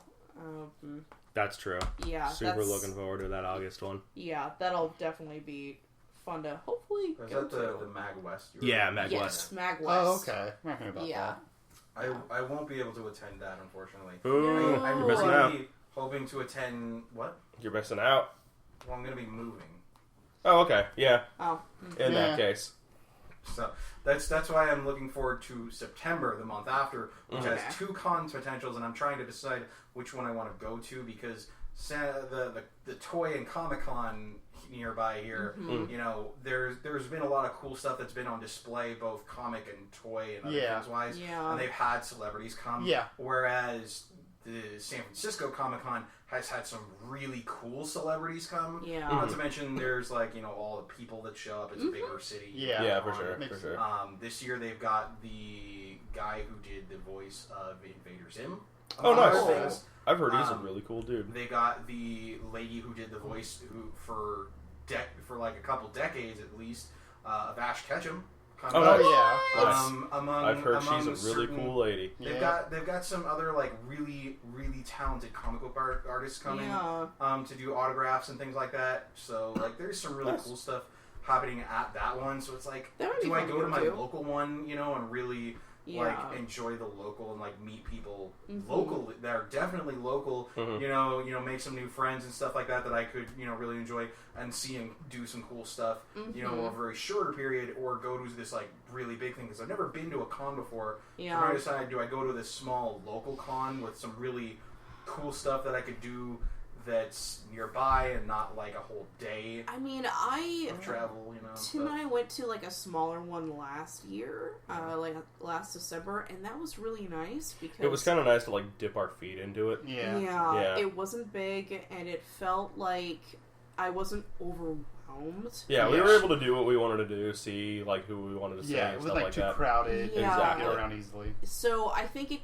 like for me that was perfect, and it got me an idea of what I think I can experience like at a big event like that.